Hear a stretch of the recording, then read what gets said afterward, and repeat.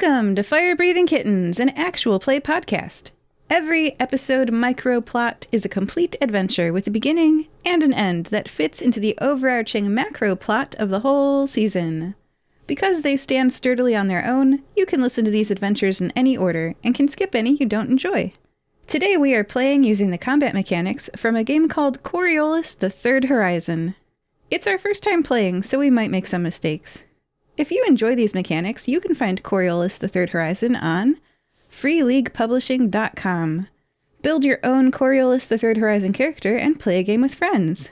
Speaking of friends, today we are joined by Norbert du Silex. Hello, my name is Norbert. I am typically mushroom farmer. I stand about 6'2", which is almost 2 meters. I have silver hair, I'm 49 years old. I wear regular clothes that are easy to wash, wool primarily. I have a hat, blue eyes. I don't know. It's very... I don't even know what to say for myself. I do know for this game, for Coriolis, I am a plebeian, is my background. I am a trailblazer, they say. And I worship the icon of the Lady of Tears, which hopefully will come in handy. And she's very nice, you know. I think that is everything. I'm very happy to be here. Belladonna Amril. Hello, I'm Belle. It's so nice to see you all again. I am, as usual, just here as a canary in my bright yellow wings, but my little wooden gnome puppet is actually dressed very cute today in her usual poodle skirt, but it's a very pretty mint green, and it has a bunch of blue and red shiny things attached to the skirt. And no sun hat today, but I do have some very nice sunglasses, some very big wide rim sunglasses on my puppet's face. For this game, I am a plebeian operative. So fun. And I worship. My icon is the messenger, and you'll see what they do in a little bit. But they also have little birds that follow them, so I thought that was kind of nice. And then my highest stat is agility, because I'm a bird and I can fly really well, as long as there aren't glass bottles being thrown. Yeah. And Newson 10010. Greetings. Newson is the sort of person you might not notice if you were in the room with them. They'd probably be standing to one side or in the corner, trying not to take up too much space. They normally wear very simple sort of workers' clothes, often with a top coat that has lots of pockets, which might have devices in, tools, spatulas, thermometers, and a hat that's usually pulled down so you can't really see their eyes. They're sort of average height and build. If something pressed you to go a bit closer, you might notice that their skin was a little bit waxy looking, and that they didn't have any hair under that hat. And this might lead you to realize that Newson is a constructed being, not born. In Coriolis, Newson is a plebeian humanite who operates as a scientist technician. They have the highest score in wits, which means that they can apply this to their scientific and technological knowledge. And their icon in this game is the Traveller. Excellent. Newson, you are standing in the first floor hallway of the boarding house. Your apartment is on an upper floor. Your landlady, Mrs. Platchett's apartment, is on the ground floor. It's time to pay rent. You are holding an envelope filled with money you earned from a recent guild quest. You reach out your hand to knock on the door, but notice it's ajar. Mrs. Platchett? There is no answer. Newson reaches forth his hand and gently knocks on the door. Mrs. Platchett, I've come to pay the rent. Still no answer. This is very concerning for Newson, so they push the door open and peer inside. She's not here. You hear a regular mechanical thump, thump, thump from below the floor. Newson steps into the room and has a quick look around to see if there's anything obviously out of place. Everything is perfectly in place. There is a little bit of food out, as if someone meant to be back very soon. With one last call for Mrs. Platchett, Newson goes to see if they can determine the source of the noise that's coming from below. With your head on the floorboard, you can tell it is coming from below this level. Is someone there? Hello? Regular mechanical thump, thump, thump. Well, Newson is quite taken aback by this, so they will get up and try to make their way downstairs to see if they can determine what the source of this strange noise is. The door to the basement is locked. You hear a regular mechanical thump, thump, thump from beyond the door if you push your ear to it. Newson will knock on the door and call out, "Hello? Is there someone there?" There is no answer. This is very concerning. Newson doesn't like things out of the ordinary. But they don't have the keys for the basement. I wonder if I wouldn't want to damage Mrs. Platchett's property, but it is very strange that she's not here. Newson will try to open the door with using force. It's our first skill check of the game. How skills work in Coriolis is that you roll the number of six-sided dice, also called d6, that you have in the skill and the attribute. Force has the attribute of strength, so Newson will be rolling 1 dice for their force skill and 4 dice for their strength skill for 5 dice total. The rulebook has ways to interpret each successful roll. I'm scrolling to the strength force page now. And basically how this works is that your first 6 means it's a limited success.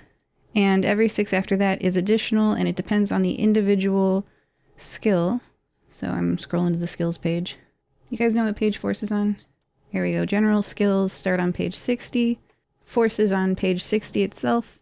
So if you get the first 6, you will succeed, but just barely. And every 6 after that isn't an individual bonus unless you get 3 6s and then you get a critical success, and it says some stuff there. I'll roll them. So that is 1 6 on the 5 dice. You beat the challenge, but just barely. The door cracks and splinters under your force, and the lock stays locked, but the door doesn't stay attached to the lock. Oh dear. I'll have to fix that later. Newson pushes the door open and looks inside. Stairs lead down into the darkness. Well, Newson's accustomed to working in the dark, so they will make their way down, checking if there's any light fitting that they can use to illuminate the room as they go. When you reach the bottom of the stairs, the moment your feet touch the floor, lights flicker on.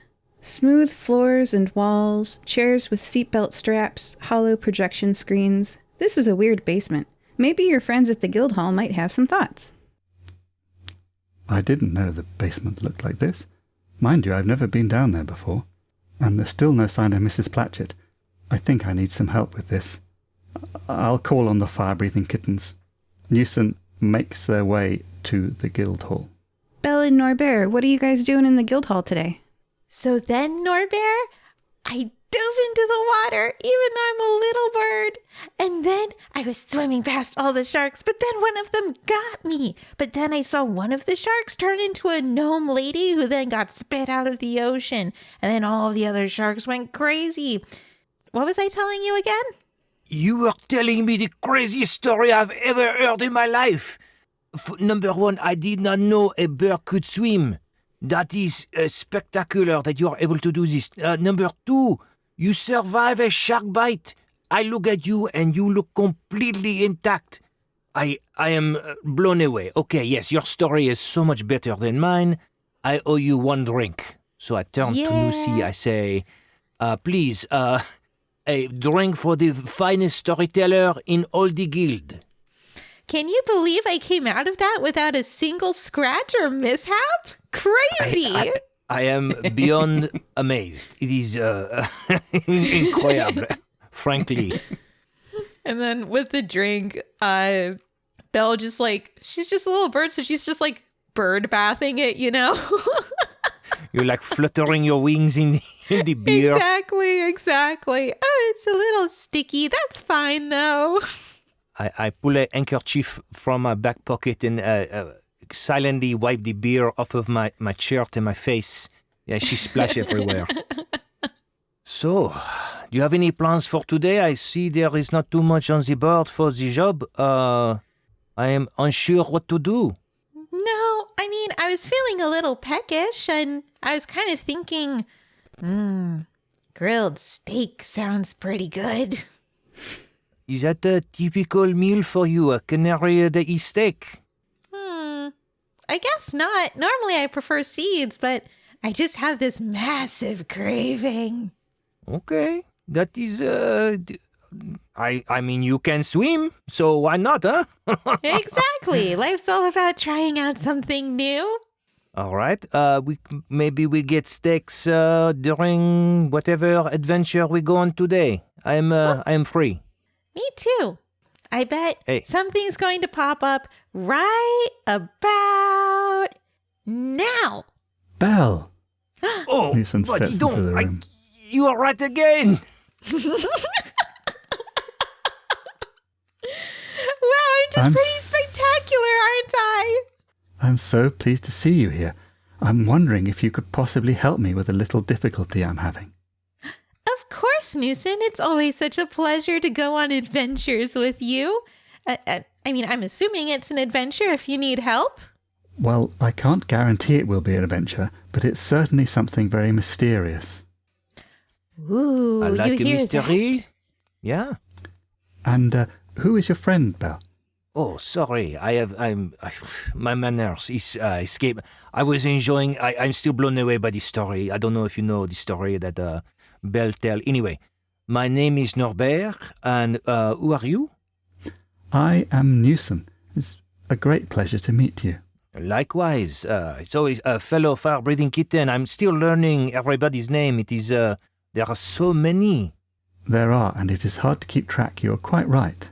Newson. I will be repeating your name probably throughout the episode, so Norbert can remember. And I will try to remember Norbert. Yeah, Is that correct? Norbert du Silex. Yes, yes. That is perfect. Ah, thank you. Well, the mystery is this. My landlady seems to have disappeared. I was going to pay her rent, and she wasn't there. I heard a strange noise from the basement, and when I investigated, I found a strange room that I didn't quite understand and had never seen before. So I was wondering if you could come with me and shared your insight on what might be the cause of these problems. Well, of course, Newson, we'd be happy to. Absolutely. I'm very good at understanding rooms because I have. Yes. Let's be on our way. I'm very excited. Well, I'm very lucky I met you today then. Newson leads the company back to his, Mrs. Platchett's boarding house and takes them down to the basement. Norbert, Belle, and Newson, you are at the basement of the boarding house. The stairs lead down into darkness. I know it's dark now, but last time I was here, when I went down, lights came on automatically. Is this a trick? I assure you it is not a trick. I can demonstrate. Watch this. And Newson goes down the stairs. The moment your feet touch the floor, lights flicker on. Smooth floors and walls, chairs with seatbelt straps, hollow projection screens. This is an unusual basement. It's very bright in here. It seems very sterile. Like you could use a few plants in here. A little bit more life. This is not a typical basement or wine cellar or potato or like root basement. No, this is very different. I don't know why somebody put this in the basement.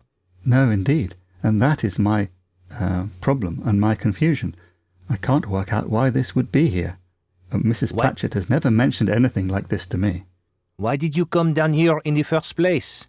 I heard this noise, this strange, repetitive noise, and I thought that might be connected to my landlady's absence.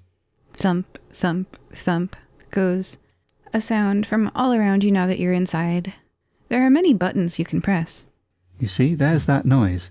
But it doesn't seem to be coming from anywhere in particular. Do you know how many people are living in this boarding house? Is it many people or just you and Miss Platchett? No, there are a couple of other lodgers as well. But we don't interact so much. They keep to themselves. Do they like techno music? Because this is what this sounds like to me. I'm not very familiar myself, but I pass by the old temple that they convert to what they call a rave. I don't know, but boom, boom, boom. It is just like this. That is an option I had not considered. You know, there are people in charge of this rave, and they have a panel in front of them with many buttons. They push the button, boop, boop, boop, boop, boop, and it make music. So I see buttons here. Are you musically inclined? I enjoy listening to music, but it's not something that I perform myself. I don't know if it is performing music so much as directing a computer, whatever that is, to make the music for you.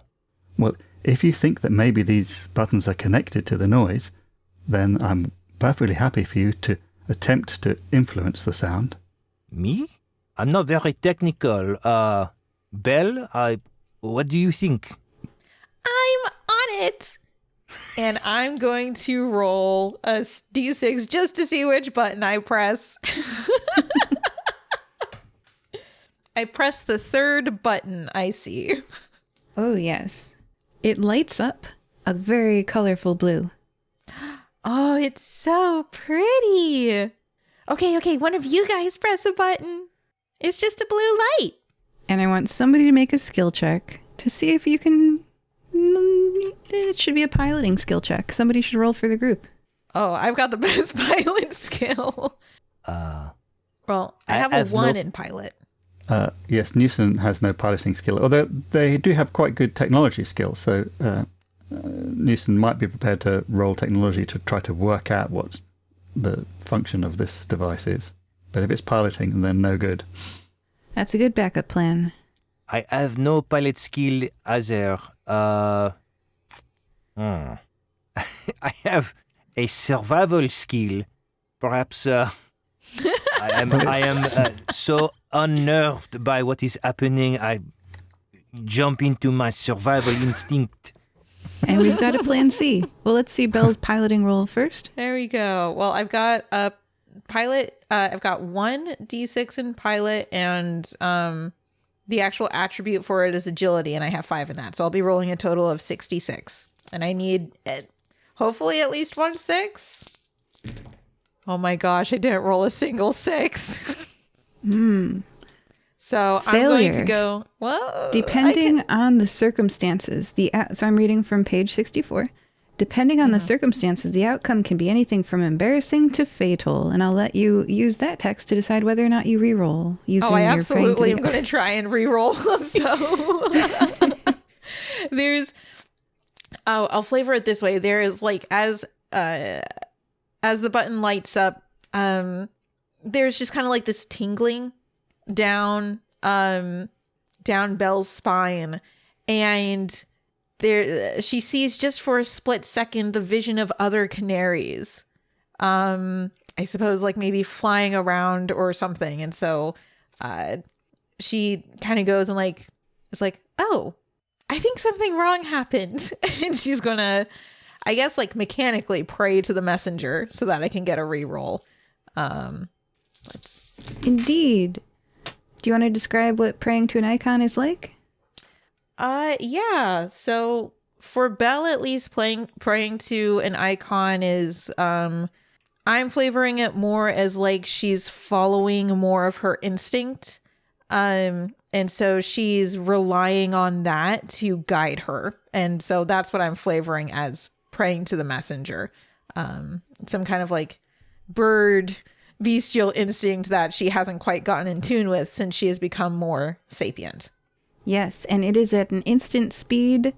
Your character doesn't have to take any time out of their other actions. It can only be done on skill rolls, not combat rolls, and I get a darkness point as your game master. Go ahead and re-roll all your failed dice that weren't 6s. Okay, so all of them were failed. So I rolled, and I got 2 6s this time. The messenger watches over me. Exciting. Looking at page 64, that is a piloting limited success. Nope, wait. Even more than limiting success because you got 2 6s. Limiting success is 1 6, right, everybody? Yes. That's right. Yeah. Yeah. That is correct. So a normal success doesn't have an entry here, but it says for limited, you would have performed the maneuver with the smallest margin possible. For not limited, I would assume that you would perform successfully. And maybe I'll give you a little bit of something here. Here we go. So Ooh.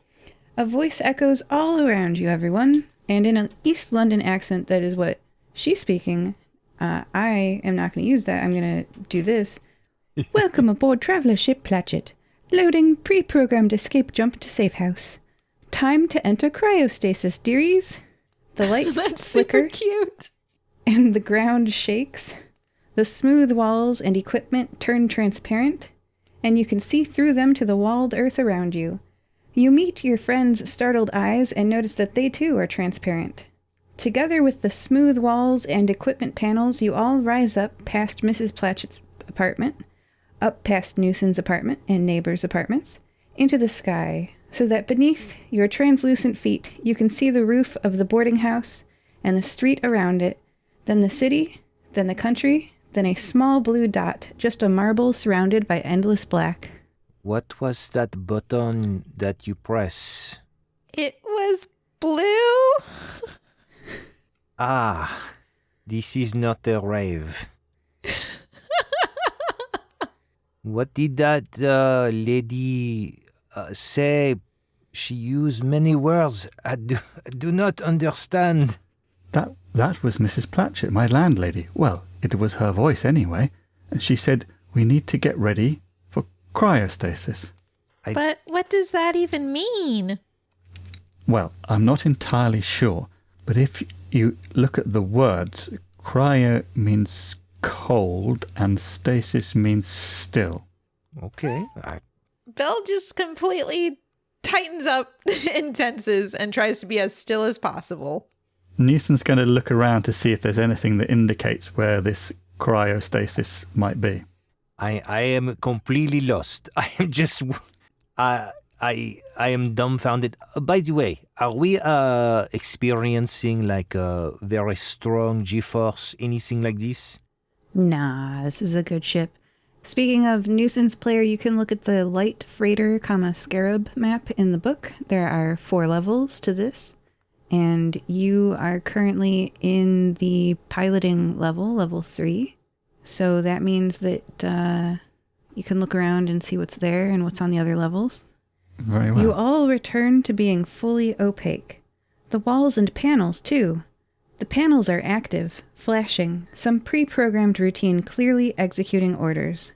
The largest projection screen that showed only black now shows a ring. It's a dark, jade green, hollow circle. You are approaching it at great speed. You have 1 turn, everyone. What do you do? Well, Newson is going to head towards cryostasis and say, Mrs. Platchett said we should go to cryostasis, so I suggest we all do that. And try to encourage the others to go along. I shrug and I say, I have no idea. Okay, sounds good to me. And I follow Newson. I guess Belle will too. I don't really want to touch any more buttons right now, so I'm going to follow Newson's lead. You go from level 3 to level 2. Let's do a skill roll to see if you make it in time, each of you. There are these things between you and your destination. So you are currently in the piloting chamber. There's a ladder between you and your destination. There's panels. There's a captain's chair you could trip on. And then if you go down the ladder, there's a stasis chamber with pods, 8 pods, and you could fail to open those. So let's see, go ahead and roll a skill roll of some kind, and we'll see if you make it into a stasis pod.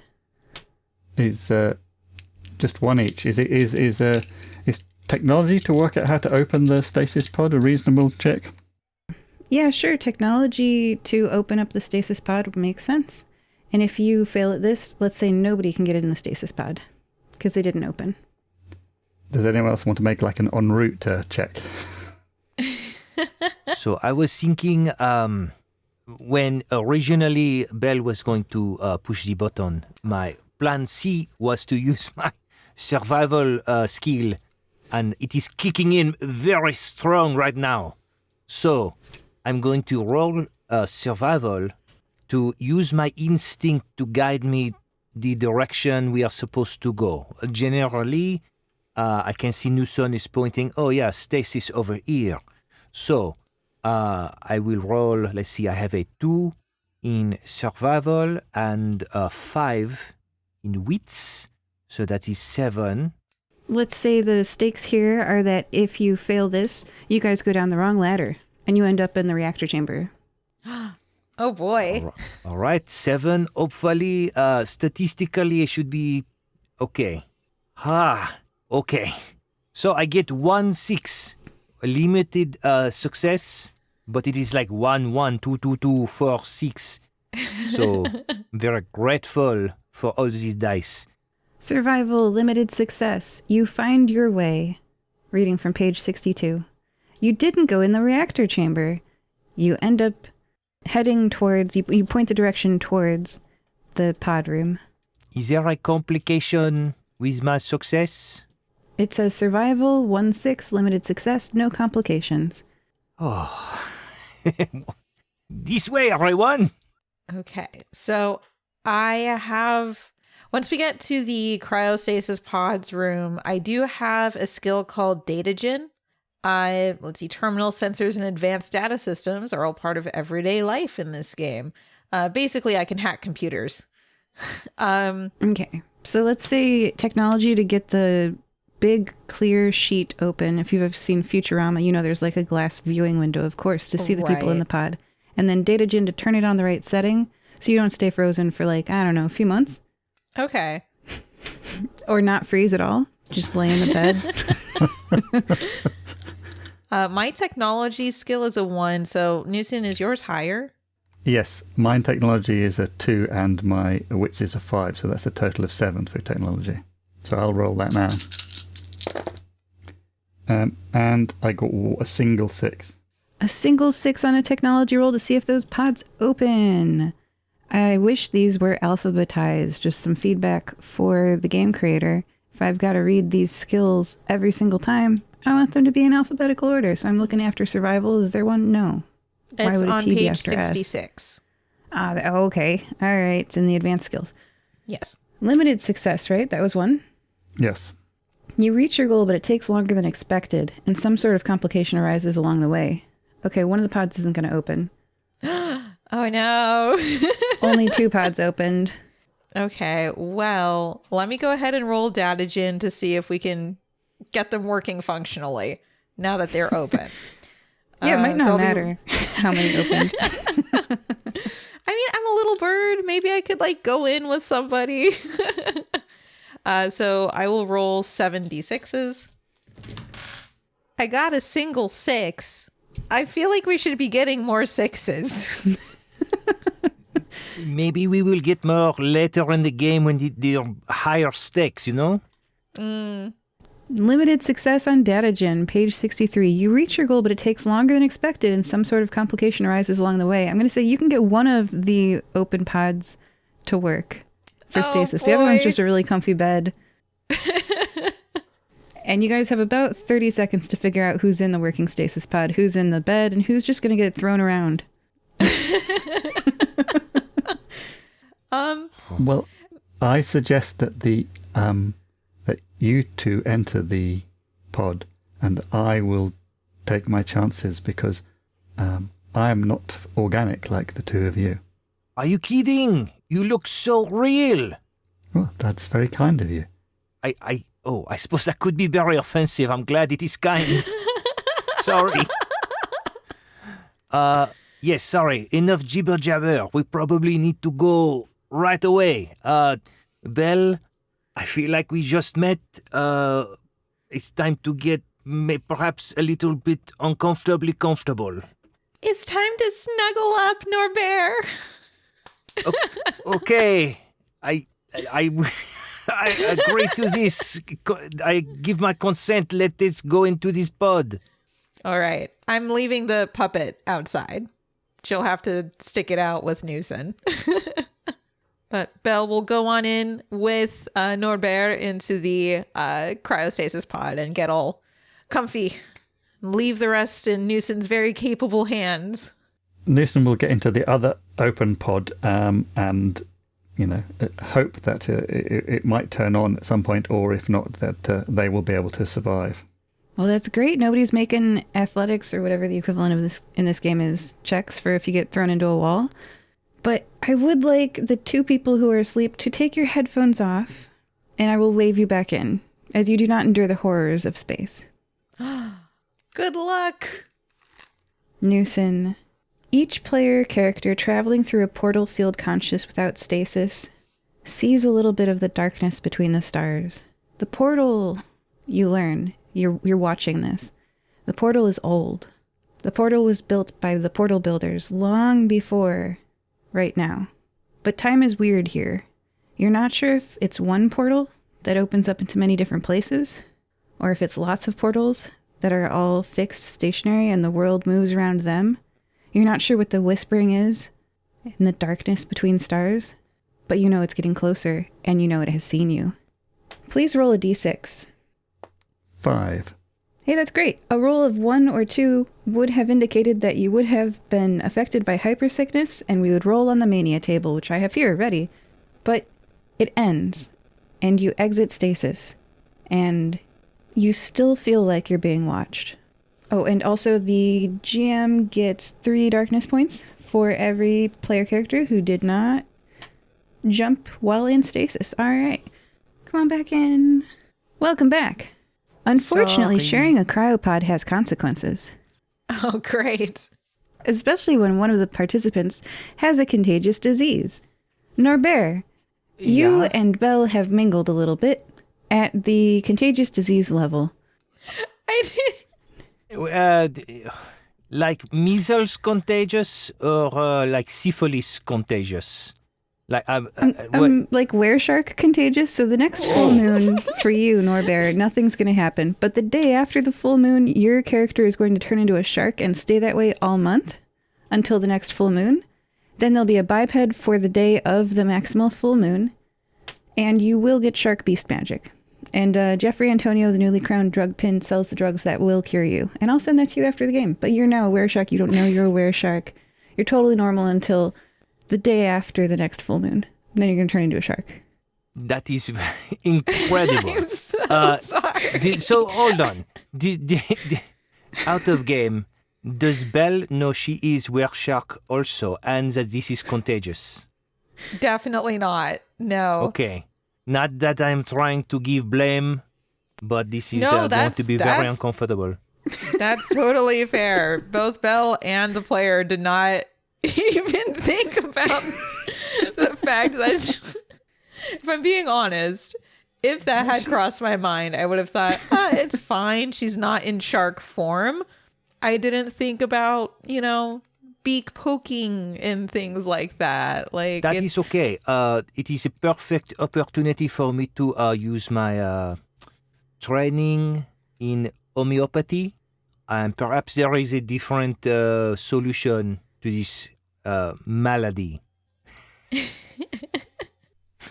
So, just for clarification, we're out of the cryostasis now? Yeah.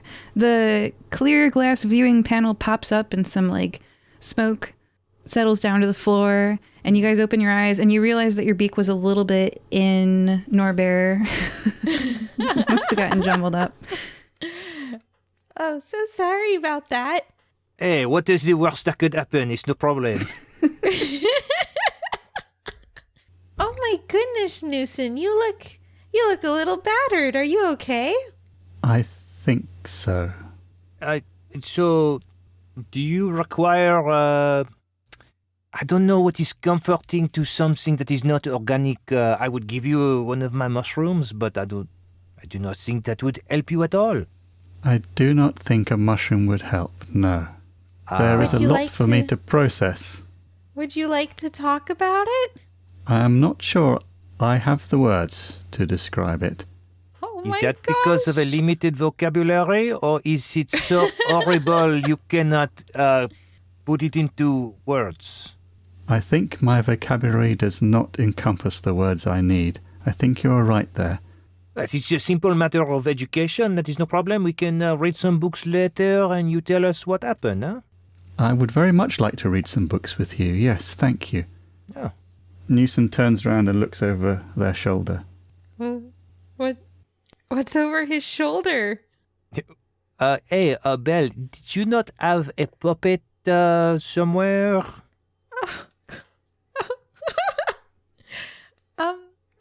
I guess so. Newson, do you know where it went? I set it right by our little cryopod. I had other things to think about during the journey. Oh, I'm a little worried about him. The puppet is laying in a jumbled heap on the floor. As you look at it and you look at the hollow screens that are on the walls all around you, you notice that they are displaying something other than solid black, with tiny stars dotting it. The hollow screen displays a silver branched castle. It has what your character's mind interprets as spires, turrets, but sticking out in every direction. Left and right and forward and back, instead of the standard castle dimensions of up and down. The players are looking at something similar to the International Space Station to help you visualize it. Your ship reaches it, slows down, begins to rotate synchronously with it, and docks. I wonder where we are. Newson, can you ask your friend with the voice where we happen to be? I'm certainly willing to try. Mrs. Platchett, are you there? Can you tell us where we are, or where we should go now?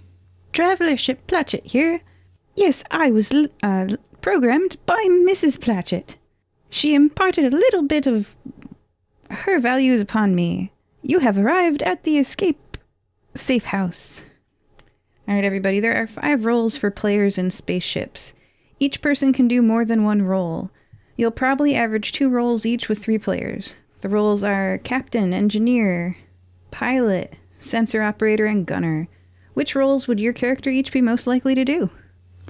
Newson would be most likely to be engineer and or sensor operator. I believe Norbert would be captain and gunner. And Belle would be pilot and gunner and sensor operator. Great. Pilots, please make a pilot roll to see if you can figure out which buttons to press to know how far you are from Quasso. Great. More buttons. I love that. Hey, 2 6s.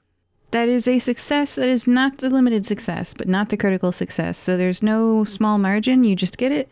You think this screen is displaying that you are 3 deep space units from home. That is very far. And sensor operators, please roll a sensor check, which is a data gen skill roll. And then you can all tell each other what you know.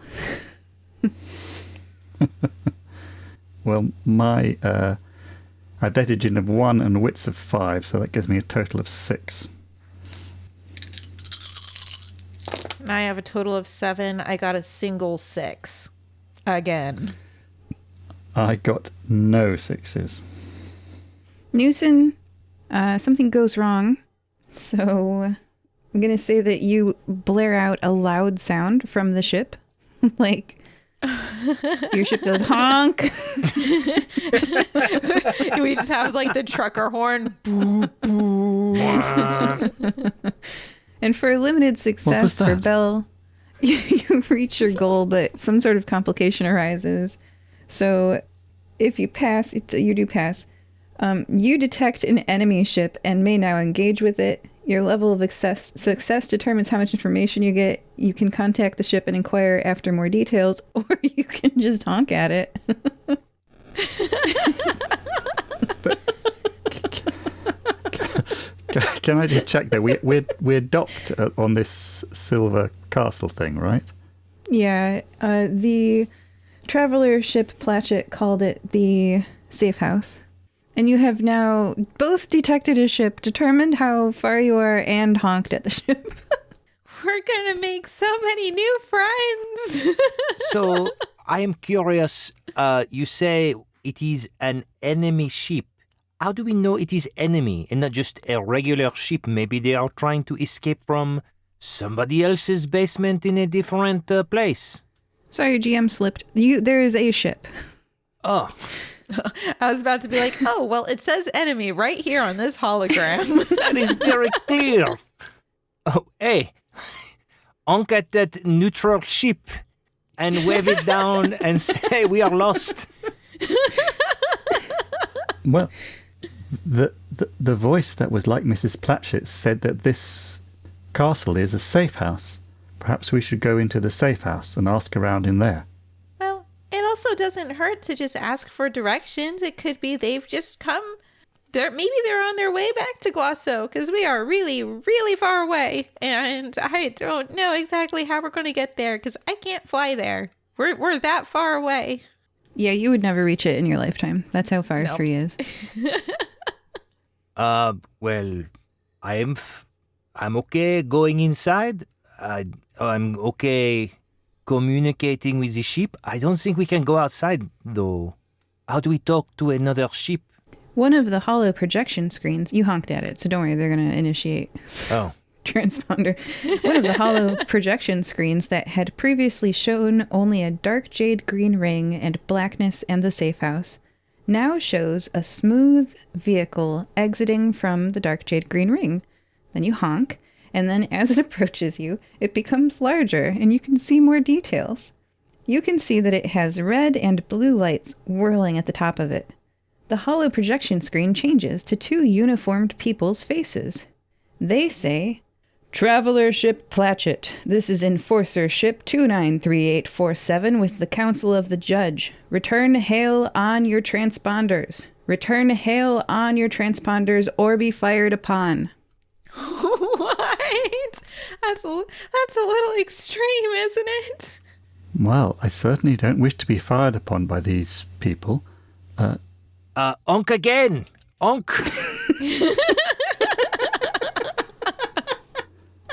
They might want more than a honk. Perhaps we should try to talk to them. Okay. You're going to have to talk very loud. They are very far away.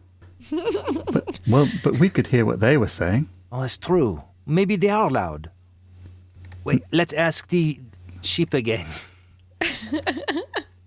Yes, Mrs. Platchett, we wish to communicate with those other people who just spoke to us. How can we do that? Again, Mrs. Platchett was who programmed me. I'm Traveler Ship Platchett. It's the same last name, though. I think it's... I don't know. Go ahead. Named after Miles. Would you like to talk to Enforcer Ship 293847? Yes, we would. Thank you very much, Traveler Ship Platchett. TSP opening the transponders now. Traveler Ship Platchett, you are wanted for harboring known fugitive Rashida Platchett, chef of the Dancer faction, fabricator of false holographic video, and widow of Miles Platchett. Your parts are scheduled for decommission and your operatives will be put on trial. Surrender immediately or be fired upon. What is this? I regret to inform you that there is no one of that name on here. We don't know what you're talking about. Maybe we introduce ourselves. We got off on the wrong foot, okay? Hello, I am Norbert du Silex. This is Newson. This is Belle. You are clearly people in authority with your uniform. You are looking for the same person that Newson is looking for. Nobody knows where she is. Maybe you can help us find her. We are fine with that. Noted. The cops have your name. Cool. Oh no, I should not have. I'm not very good with dealing with the police. It's fine. We'll just dig ourselves deeper. No problem. Well, I use my full name. You can use a false last name. I say as an aside to my crew. Do you surrender? Are you ready to be decommissioned and jailed? Wait, what is the charge against us? We did not do anything wrong, except maybe push a blue button. You have 30 seconds to surrender. I find... Okay. The ship seems very smart. It fly us here, and it join with the castle. Surely it knows how to get us out of this situation. I say we go. I do not recognize the authority of these people to arrest us, but that does not mean they cannot throw us in jail. And the phone, who do I call? It's too far away. We are, 3 deep space units away? The long distance alone would be crippling. The ship says, well, darling, I do appreciate you not getting me scrapped for parts. And it switches to battle mode. Each captain, please make a command roll. This is for initiative. The highest die each captain rolls will be their ship's initiative score for the rest of the battle. Oh, no. I got a 6. That is a command roll, correct? Yeah. So I use 3 empathy, 1 command. So that is 4 dice. Oh, my goodness. Okay, I get a 1, a 6, a 5, and a 4. Because we both got a 6, the tie goes to the number of dice showing the 6, and then it goes to the command modifier, which for me is, I'm not going to give them one, and for you probably win that tie.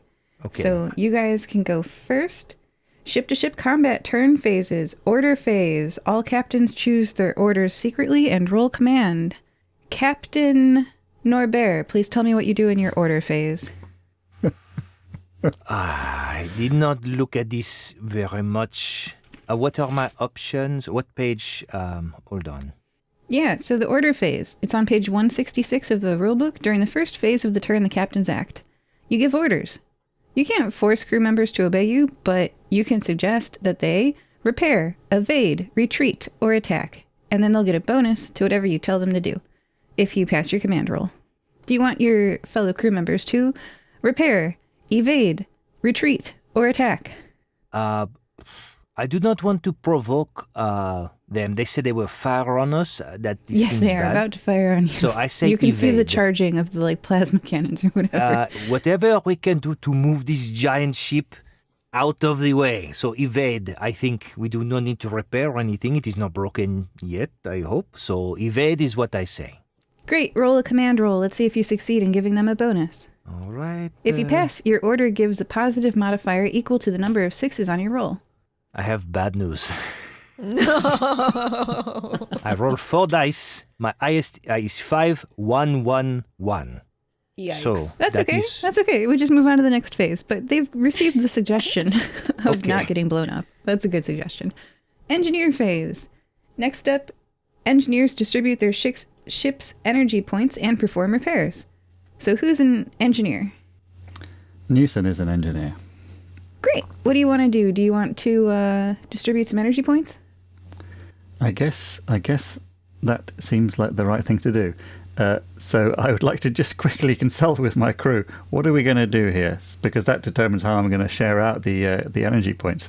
Are we going to fight these people, or are we going to try to flee and leave them in the dust? I'm not sure of the success or advisability of either plan, or indeed any other plan that you might have.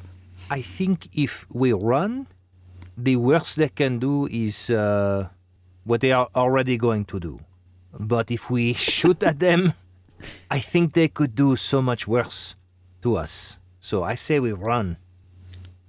I mean, I suppose we could disable their ship. I suppose that's the only the potential positive outcome of shooting at them. But yes, I'm willing to try to run as well. Ah, right. This is like taking the wheel off the wagon. Take the wheel off their exactly space wagon. Your ship has 5 energy points, which are basically dice for your friends to roll. Who do you give dice to? There are pilot, sensor, and attack phases left. Well, we're not going to attack, so I'm going to give 3 to the pilot and 2 to the sensor. Noted. All right. And then the other engineer phase stuff, you can't like do all of these, but you could pick one of these to do. Overload the reactor, repair hull damage, repair system damage, repair critical damage, repair a module, or open an airlock. And you can do none of the above if you're good. None of the above at this point.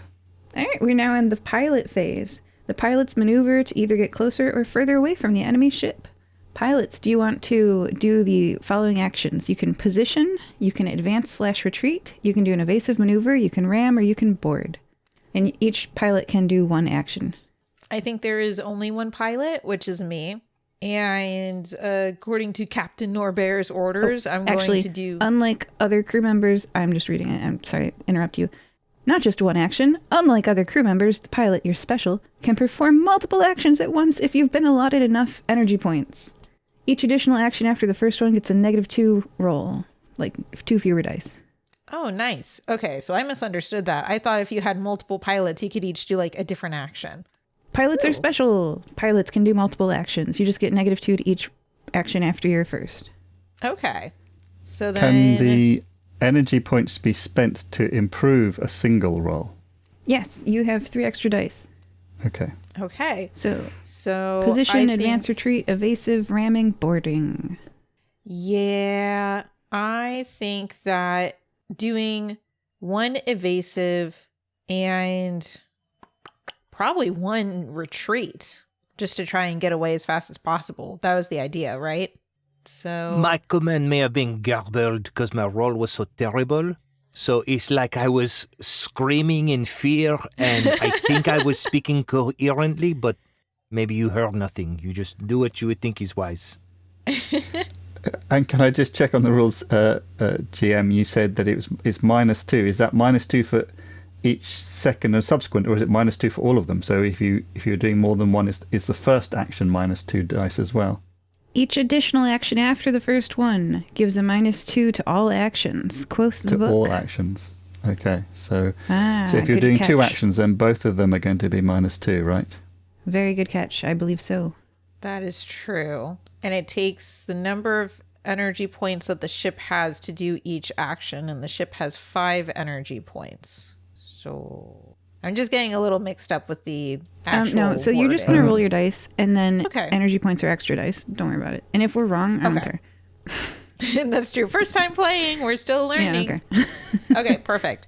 So I'll do... So first tell me how many actions you're going to do. I'm You've going got to do 2 actions. Okay. Which Yes. ones? So I'm going to do a retreat action first, and then an evasive action second. Excellent. So that means you have a -2 overall, but you do have 3 additional dice to distribute across your choice of the rolls. So you could put 2 dice on one, or all 3 dice on one. Your choice. So I'm going to put 1 extra die on the retreat, and then 2 extra die on evasive. So with the so make a pilot -2, roll -1 to retreat, and a pilot roll at your pilot stats for evasive. Canceled out.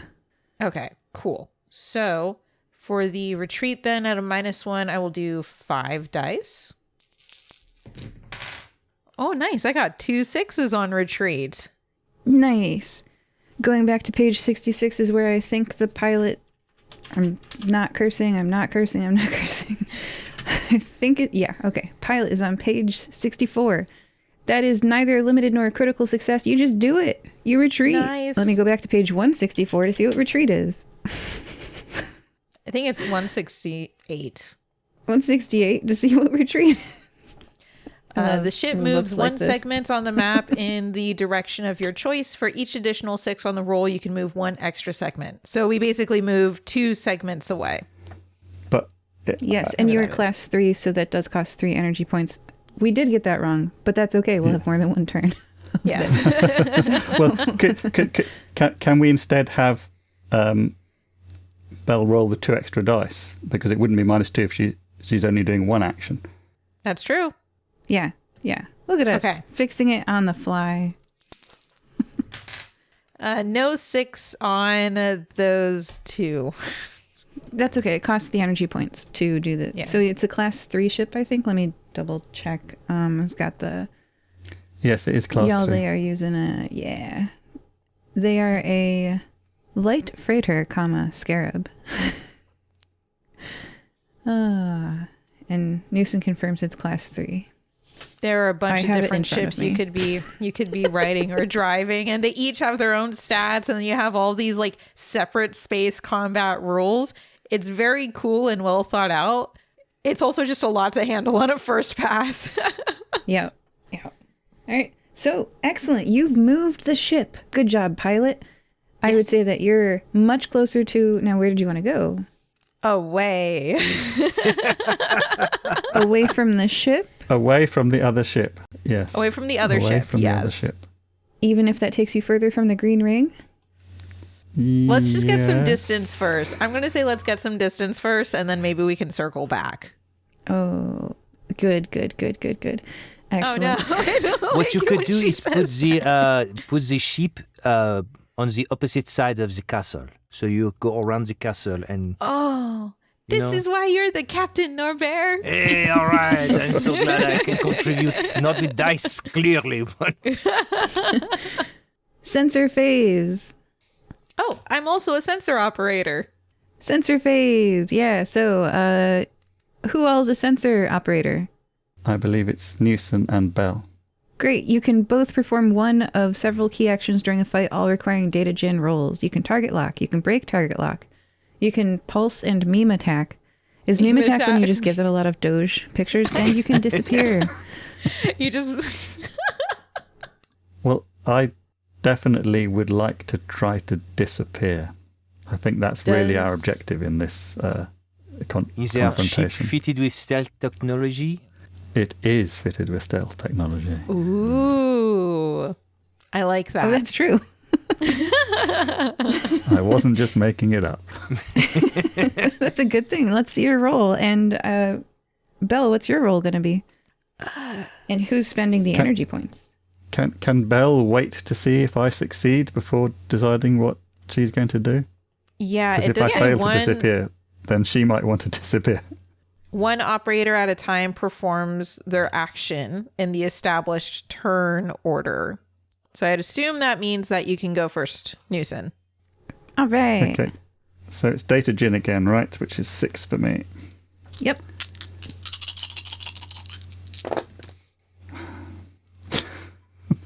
No 6s. Oh my God. Disappearing, you push the button and it goes, nothing happens. Doesn't sound the horn again. That's what I was worried about. Well, now you find 2 sound effects for our ship. That is so good. Okay. I believe it's over to you, Belle.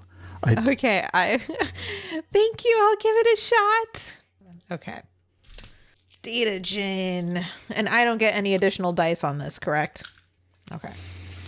There were 2 energy points distributed to the sensor phase. But I've spent 1 already, right, on my attempt to disappear. Mm-hmm. So then you've got 1 extra dice. Yes. Okay. Guess who got 3 6s? Ooh, I have to go to the page that has Huzzah. data gen on it. My favorite, to read what a critical success is. That's page 63 in the rule book. You reach your goal and achieve some unexpected bonus effect up to the GM. Okay, so you reach your goal that was becoming invisible, and you get an unexpected bonus effect up to the GM. I'm going to look at these darkness point options and do the opposite of one of these. Boo. Okay, it says... Oh, opposite. My bad. Yay. Yeah, the environment suddenly works against the PCs. I'm going to do the opposite of that. I'm going to say the environment helps you. When you disappear behind the ship, the captain suggested that you move behind. The way that light refracts in space makes it look like you're next to it, but you're actually behind it. Oh, that's sick. I like it's a good that. safe house. Yeah. Attack phase. Does a gunner want to fire weapon systems? Yes or no? Do we have any... We have no points for gunner, right? No, Yes, I didn't spend any energy on that. Correct. GM, That's what I mean. I do want to mention under disappear in its text box, it says a successful roll ends the combat. The enemy ship may, of course, try to detect you again. But it seems like we would have to restart everything now that we've successfully disappeared from their radar. Okay, Or so from the their combat sensors. is ended. Gunner, you don't get to blow anything up. But I will say Hurrah. that These are grunt cops who are disappointed and frustrated. So as you invisibly float past the space station, they're going to blow it up. No. So you guys take one hull point of damage. Your ship is damaged from the explosion as this safe house goes boom. And space is silent. The safe house goes silent. But it's like pieces of safe house are blowing in 3 dimensions, and the cops are like, oh no, I missed. Oops. Good thing my body cam wasn't on. And then you guys can invisibly drift wherever you want. Where is it that you want to drift? Well, I imagine we don't want to do anything until those guys have gone, right? We want to give them some time to jet off.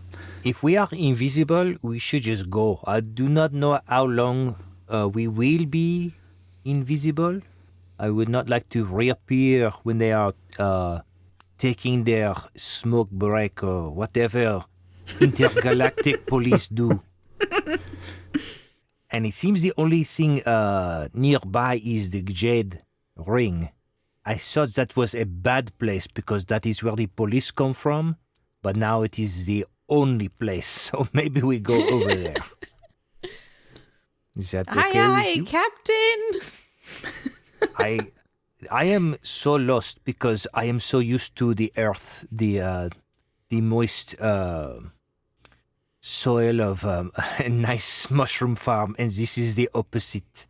I wish I had a plant on this ship. Well, we haven't explored the entire building. Maybe there is somewhere. How long will it take for us to travel to that ring?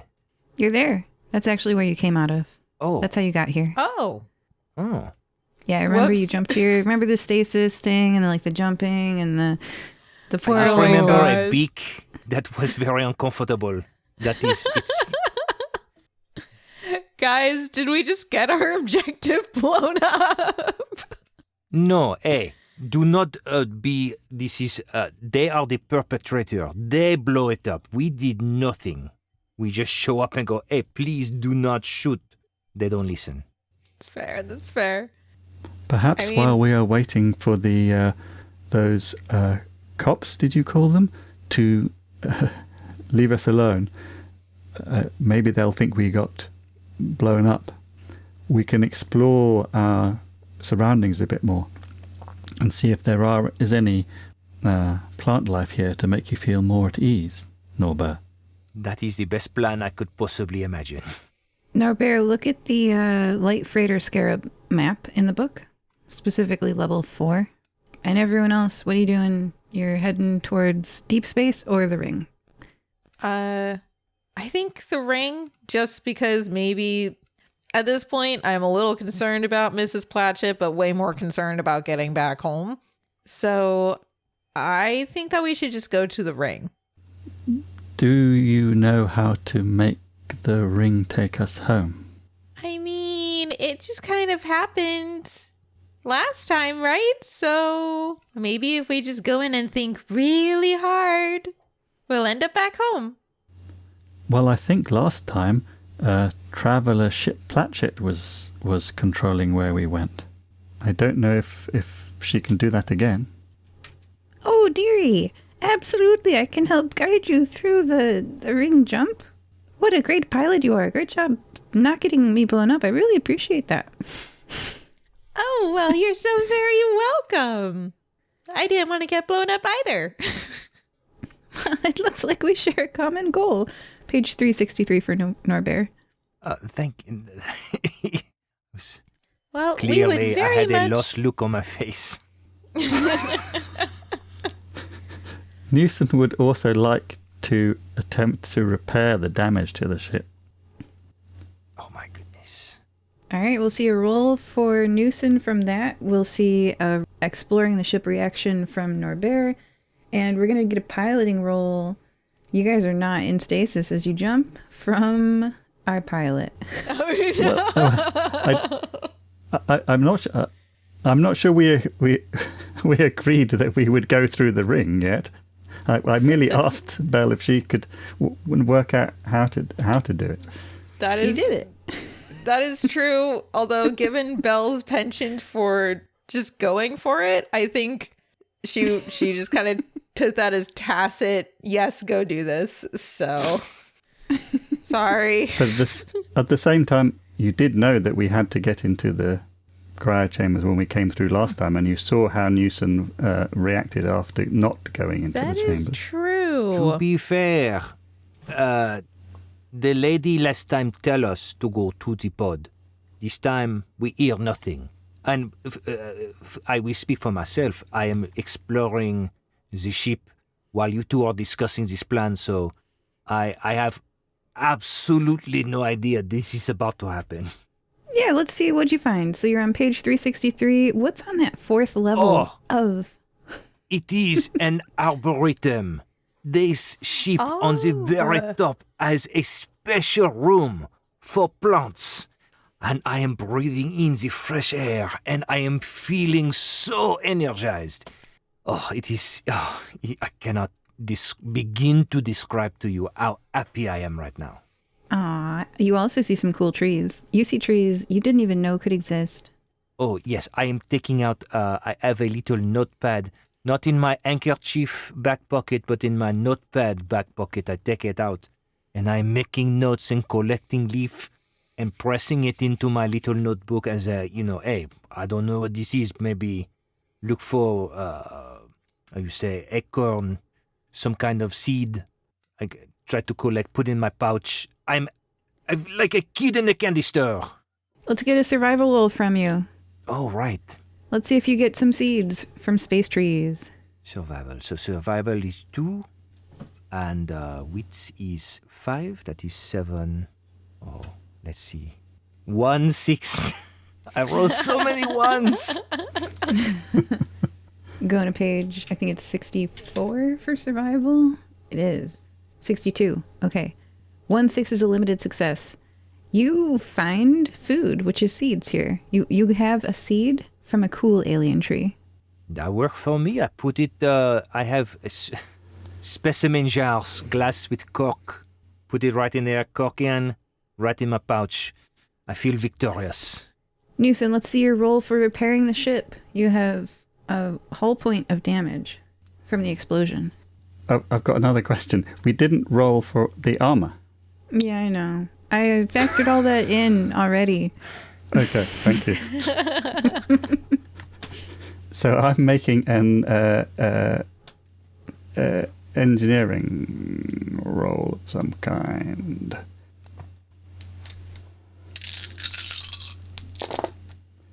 Oh, last, I get 2 6s. Describe how you repair the ship. Are you outside it? Well,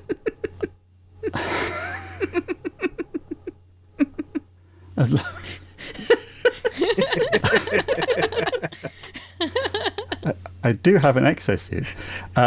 So I'm going to say to Belle, I'm going to go outside the ship in order to repair it because we got damaged when that castle blew up. Do you want to keep an eye on things while I do that? Yes, I can definitely do that. And I think it's probably better if we don't travel while you're outside the ship. So we'll wait for you and I'll just putter us around without getting caught until you're ready. Thank you. So Newson takes there are some supplies to presumably on board the ship to aid with the repair. And Newson takes those and enables their protective form in order to go outside and fix the damage to the hull of the ship. So for Newson, it comes out of their body. So like a clear headpiece extends up out of their neck and rises up over their head, and their skin puffs up and becomes thicker and greyer, and then they clamber outside, attached to the hull. Do you use the 2 harness system so that if one is clamped, you can move the other and not risk floating off of the ship forever? Yes. Absolutely. Unless there's one of those rail things that you can like slide along. Nice. Yeah, there's a rail. And you make it back inside before... Belle, let's describe jumping. Okay, got jumping here. Jumping blind without calculations is an unassisted pilot test at -3. Go ahead and make a pilot test. At -3. Okay. This is such a bad idea, you guys, but I'm committed. Okay. Oh my gosh, I got a single 6. Success! I only rolled 3 dice. You have hidden talents. Success! If you had failed, then failing could have meant that the ship takes D4 of damage, or a random module could blow up, or it could become unable to be steered until repaired, etc. But instead, you're just jumping. None of you are in stasis, because y'all didn't prepare for that. So, everybody, please roll a D6. I got a 5. I got a 4. And I got a 3. See, you're fine. You didn't have to roll on the mania table at all. You're fine. Oh. You're fine. But all of you are awake, which means I get 9 more darkness points. Oh, wow. Wait. Oh, Newson, is that what happened? 9 Did more. you have to roll on the mania table or something? Oh my gosh, that's brutal. I now have 13 darkness points. No. So anyway, you all... One of you is in the Arboretum. One of you has just entered the ship again from an airlock. And one of you is jumping blind, pressing some buttons. Accurate. Sort of like the timer thing on the camera. You could press that, but you didn't. You just like jump. Anyway.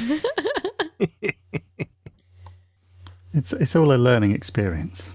When you pass through the dark green jade ring, you stretch. You stretch out very, very far. You stretch out so far that it looks like your hands in front of you, the tips of your fingers are going to break off into infinity, into the wormhole, into the darkness between the stars.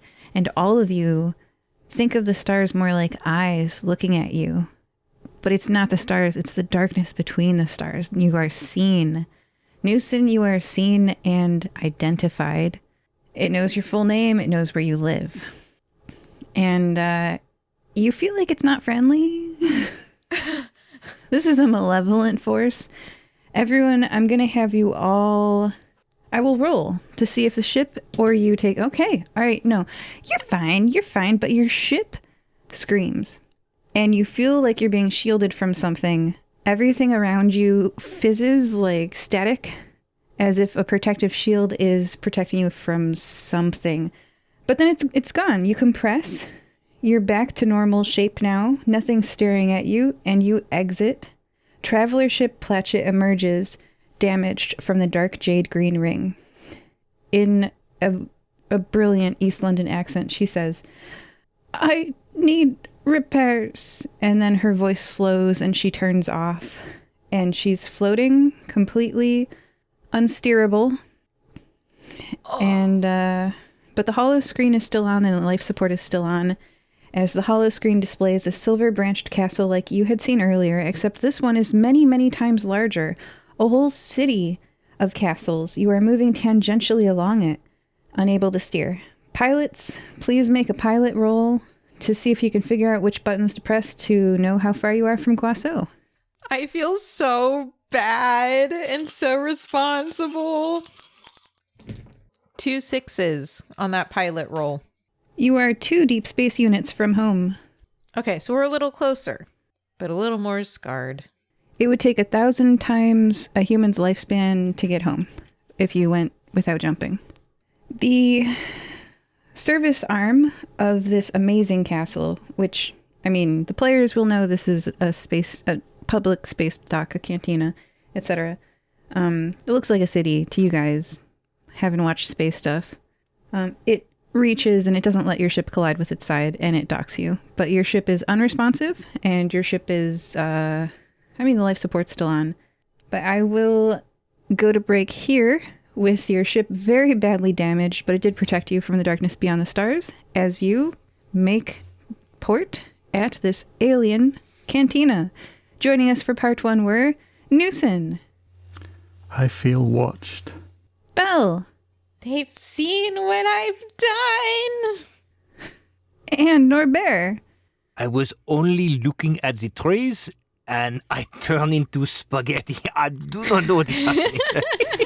I will have to talk to my crew members later. But before we do any of that, I would like to implore the listener who is listening to us right now that you should maybe consider rating this show. Maybe not this one. You're not finished with this one yet, but perhaps you've listened to many episodes in the past and you've like, oh, this brings so much joy to my life. And, you should tell people, not just with your voice, like your family, your friends, your classmates, all of that. That is step one, very good. But you tell the world, the internet, by putting a review with a large number of stars on the internet. You say, hey, this podcast is the greatest thing since sliced bread, or whatever you think it is cooler than. It helps us to reach more people, and we can entertain, inform, teach, and you are helping society itself when you rate. So please do society a favor and rate and review. That is all I ask. It is very simple. Just do that. Bye. Goodbye. Today's mid-episode shout-out is from Blighthouse Studio, who says, quote, a high fantasy audio drama about a hole in the weave of magic and the journey of three folks who need to fix it, with its own magical language and immersive soundscape. Pick your fancy. Then search for the counterbalance in your podcatcher, end quote. You can arrange for us to read your shout-out at firebreathingkittenspodcast.com through our partnership with Buy Me a Coffee. We have paperback, ebook, hardcover, and audio adaptations of our adventures on Amazon and Audible. Lastly, we don't pay to advertise our show, so the only way we can grow is if you tell someone about us. Is there an episode that would make someone you know smile? Tell them about it. Thank you. Welcome back to part 2 of Fire Breathing Kittens, which for this adventure is a Coriolis The Third Horizon actual play podcast. Everybody, please roll a d6. I rolled a 2. I got a 5. I got a 6. When I don't need it, huh? And the number I'm holding up is... It's a 6. Hey, maybe I do need it. I think I win. Can you tell us what happened last time? Oh, but of course. So, Newson was trying to pay his rent, which is very admirable. Like he is going to the landlady saying, here is the money. However, she's not there. Not only is she not there, there is a mysterious and repetitive mechanical thumping coming from the floor. He listens to the floor. He says hello. Nobody say anything. He goes to the basement door. It is locked. He says hello. Nobody says anything. He forces his way through the door with the promise that he will repair it because he's again, amiable and honorable guy. It is very strange, dark. He walks in, it's light, but it's very strange. So he goes to the fire-breathing kittens. He finds Belle. He finds me. We introduce ourselves, very polite. Belle is telling the most amazing story about swimming and surviving a shark. We join. A story that makes more sense now, player. Yes, that will be very interesting in future episodes. So, Newson guides them to the basement. It is a very sterile. What the listener might imagine is like a spaceship room, a deck for flying, seat belts, holo display. We decide, to push buttons because we hear the thumping. I think it is a rave. It is not a rave. It is a spaceship. And we push a button, it takes off. It tells us we have a fixed amount of time to go into a cryo chamber. We are very confused and do not properly We find the cryo chamber. We do not activate. There are 8 of them. We open one. So Newson says, hey, I am not organic. You jump in to save, our organic flesh. So me, Norbert, and Belle squeeze into the same pod. We get the cryo sleep. He sees something beyond description. He's going to tell us later. During the snuggle time, which was not, don't get the wrong idea, we are not like that. But her beak does poke me in a way that apparently infects me. The player does not know. I am a weird shark, and that will be very interesting going forward. We get out. All of a sudden, we see a castle, but it's not a castle, it's a space station, but we think it is a castle. We dock with the castle. Then we honk a horn, like a truck, and not because we honk the horn, but independent of this, a police ship, I guess, puts the lights on and says, hey, we are putting you in jail, we are scrapping the ship, come with us. And we say, I do not think so. So we run, and then we get away. However, they are very unhappy that we get away. We turn invisible. We are a very good team, even though our luck is not so great. And they decide to blow up the castle. It is gone. And all that is left is the ring for jumping that we get here with. So, oh yes, we did a interstellar jump, 3 deep space units, very, very, very, very, very, very far away. And the ship has a voice. I did not mention it. It sounds exactly like Newson's landlady, which is very convenient, so there's a connection. Anyway, we ask the ship, hey, can we please go back home? Oh, no. I'm sorry. I'm exploring the ship. I find some trees, which makes me very happy. I get a seed. While this is happening, Newson repairs the ship because it is broken from the explosion. He's unmitigated success. He's great. After all this, Belle decides to push more buttons, which she is an expert at, but she's piloting the ship without us being in cryostasis, so we see a malevolent spirit or entity or something see us as we do the jumps, and this could have consequences later, I'm sure. We get to a bigger castle/space station, but the ship protects us from this malevolent force and says, please repair me. I'm going to go offline effectively. Cannot steer, cannot do anything, but thankfully it is a nice space station. And I grab the ship and we dock, and that is where we are now. So, more adventure to continue.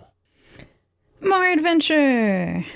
The space station reaches out an arm and steers your jalopy into a parking spot for you, and you guys, the door opens and you are able to go on board the cantina if you would like. So for reference, I was in the arboretum the whole time. Like the jump, I see trees and then they become very strange shaped like my fingers, and I come back, I say, hey, I don't know what happened with the trees, but and I describe how stretchy everything look. And I say, I don't think we should go to the arboretum. No, that happened to me too, and it was all my fault. I'm so sorry. How could you have done this? What skill or magic do you have to make everything so stretchy? No, I just piloted us into the ring because I wanted us to go home, and that's what travel ship Platchett said we should do. I'm so sorry. I will go down on one knee. How tall is Belle first? Well, her puppet is about 3 feet tall. And she's on the puppet's head. Belle's okay. like a little canary. I would put a hand on your shoulder, but I put like a finger on your little shoulder. I say, hey, we all want to get back home. There is nothing to be sorry about. But that was pretty weird. It is bizarre, that's all. But hey, we survive, huh? It's fine. Where is... Hey, Newson, how are you doing? I am still functioning within normal parameters. However, I did experience the same thing as you described. It was quite unsettling. I suggest that next time we fly through a ring, we are careful to prepare before we do so. Well, we could just ask the lady in the ship. She might be able to help us, yes, but we may need to do some of our own preparation, like returning to those cryo beds. Ah, yes. Maybe we get more than one open. I mean, no offense, Belle, but, you know. No, I completely agree. And if we're here, maybe we can go and get the ship fixed and also get all of the cryopods open. Yes, I think we should explore this castle. They may be able to help us with repairing our craft. And also, we may be able to find out more about what's happened to Mrs. Platchett. And perhaps they know if the other castle was populated or everybody got off the castle in time before it was exploded. I don't know. We won't open with that. We'll ask around and, be polite. Very well. Shall we explore the castle? Oh, yes. You should check out the Arboretum later, though. It is magnificent, magnifique. I would very much like to see it. Maybe they have one on, in one of these castles here. Oh, I cannot wait. Did anyone else think of silent running when the Arboretum was on top of the ship? Have you seen that movie? 70s sci-fi movie? It's very good. I'll put it on my list. Same. Silent running. Maybe the creators of Coriolis have, because I use their ship design. So you guys are going on board the cantina? Yes. We are. Do we know how to open the door to the cantina? Oh, yeah. That's true. This is made for the public. Ah, okay. Very easy to operate. You step foot on board the cantina. You are walking down a hallway filled with lots of people who are entirely ignoring you. You walk past what your characters would think of as lizard folk, bird folk, folk you've never seen before. Belle, you think you see a familiar face from your nightmares, and your eyes widen in horror and disbelief, thinking back to a time when you lived in a cage. But they turn their head and are lost in the crowd. You don't see them anymore. Everyone, there are posters on the walls. One of these posters is a wanted poster for someone named Rashida Platchett, wanted for fabrication of evidence against the counsel of the judge. It says, wife of Miles Platchett. There is a smaller picture with a man who, due to the distressing nature of the picture, was clearly, like you, Newson, a constructed person based on his interiors in this execution photo. Another thing posted on the wall is a map, and you can consult Space Station Azanda's map in the rulebook. That, among other things, says Machinist's Workshop, Level 6. This poster is very disturbing. They have terminated Newson, this poor fellow. Is that the same spelling of Platchett of the ship or your landlady? That seems to be the same, yes. Is there a picture of her on the poster? Yes, that takes up the majority of the poster. Like an Old West wanted poster. Does it resemble Mrs. Platchett, my landlady? 100% bit younger. This picture does even look like her, but I don't understand. She's just my landlady. I don't know what any of this means.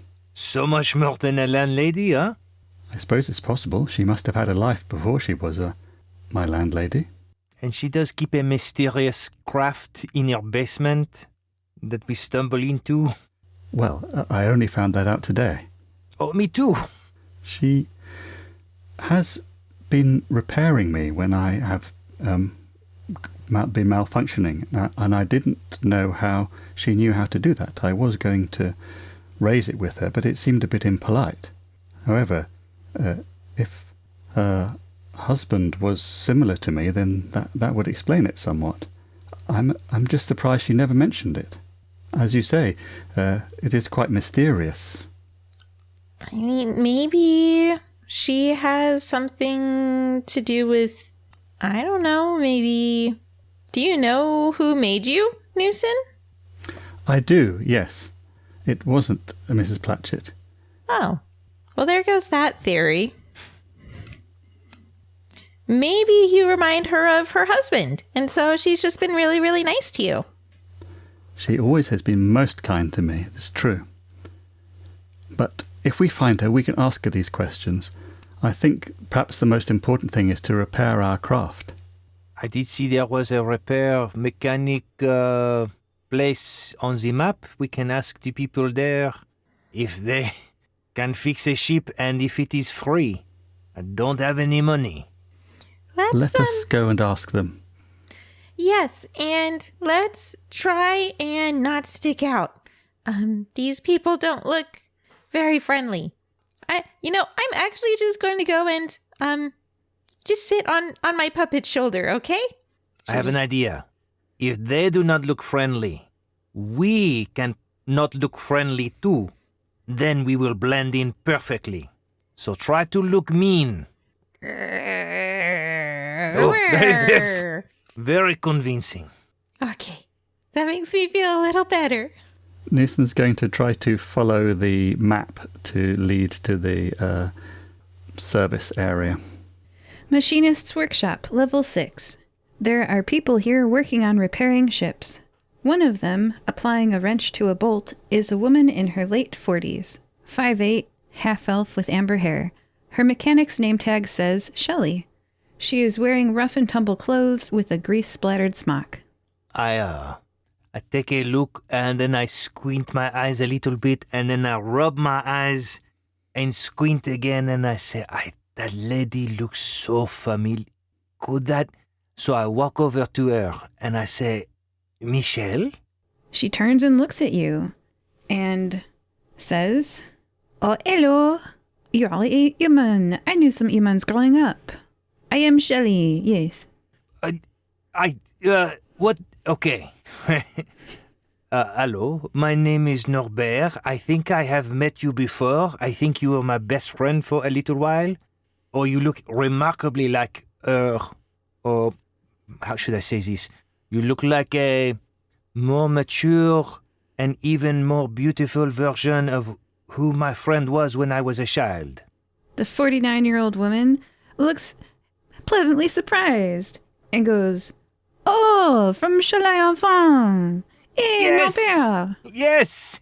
What can I do you for?" Well, first, I give her a giant hug.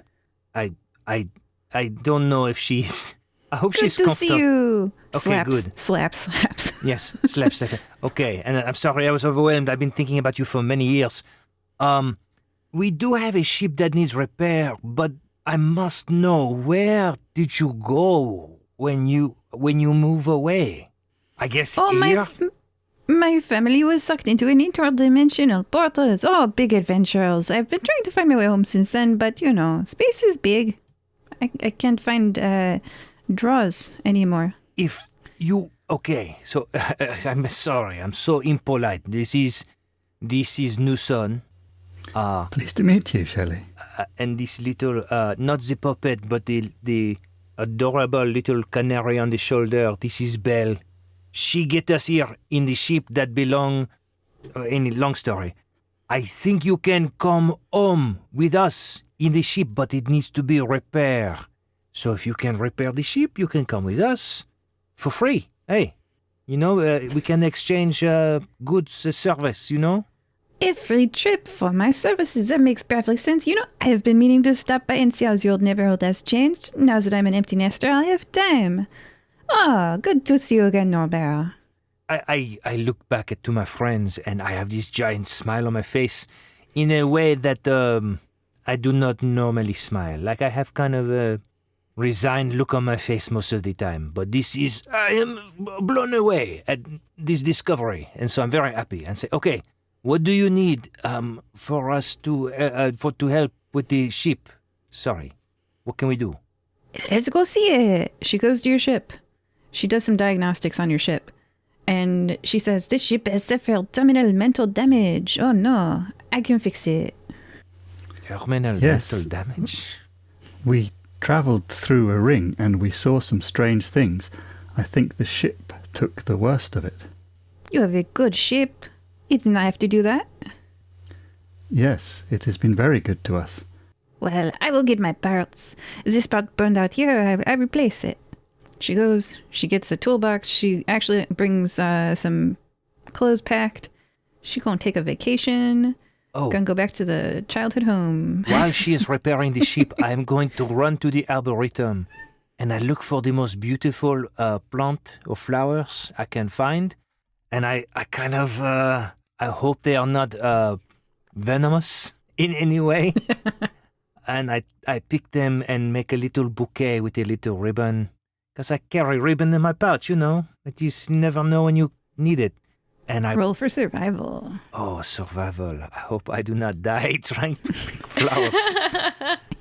Okay, I have a 2 for survival and 3 for empathy. Oh, no, wits. Sorry. 5. Okay, 7. 1, 6. You find what you need. Hooray! I make a bouquet. Boom, boom, boom. And I say, you do such a marvelous job on our ship. I would like to present this to you. And I'm blushing a little bit, but I try to control my emotions and my reactions and everything in my body. Just kind of breathe through it, and it will be okay. It's a lifetime of searching, complete, but one day at a time, you know?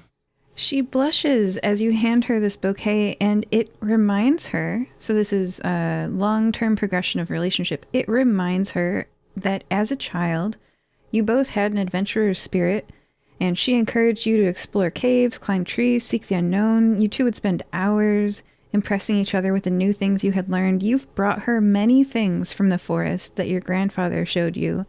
And she brought you many mechanical things that her family showed her, and each of you were fascinated by the other and their gifting, and that's what you remind her of with this bouquet.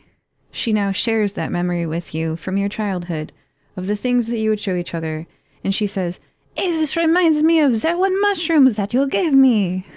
I remember what a fun day that was. And you had that little trinket. What was it? Butter squaw. I do not have a mind for mechanical things. Oh my goodness, it was the gear slot repairer 2000. Yes. Yes, of course. And I look to my friends like they know the memory too. I say, yeah, you. No, you don't remember. And I share a moment, but then I remember that the reality of the situation where we are far from home, there is a darkness that does not like us, and the police looking for Newson's landlady. And it's like, this is making me a little bit tense. So I turn to my teammates and say, hey, what are we going to do with Miss Plachette? Can we help her, Newson? Or do you think the ship knows where to find her? Or what about that old castle that blew up with the police? There has certainly been a lot to take on board. I am at a loss similar to you, Norbert. But perhaps we can ask Shelley. Shelley, do you happen to know anything about this Mrs.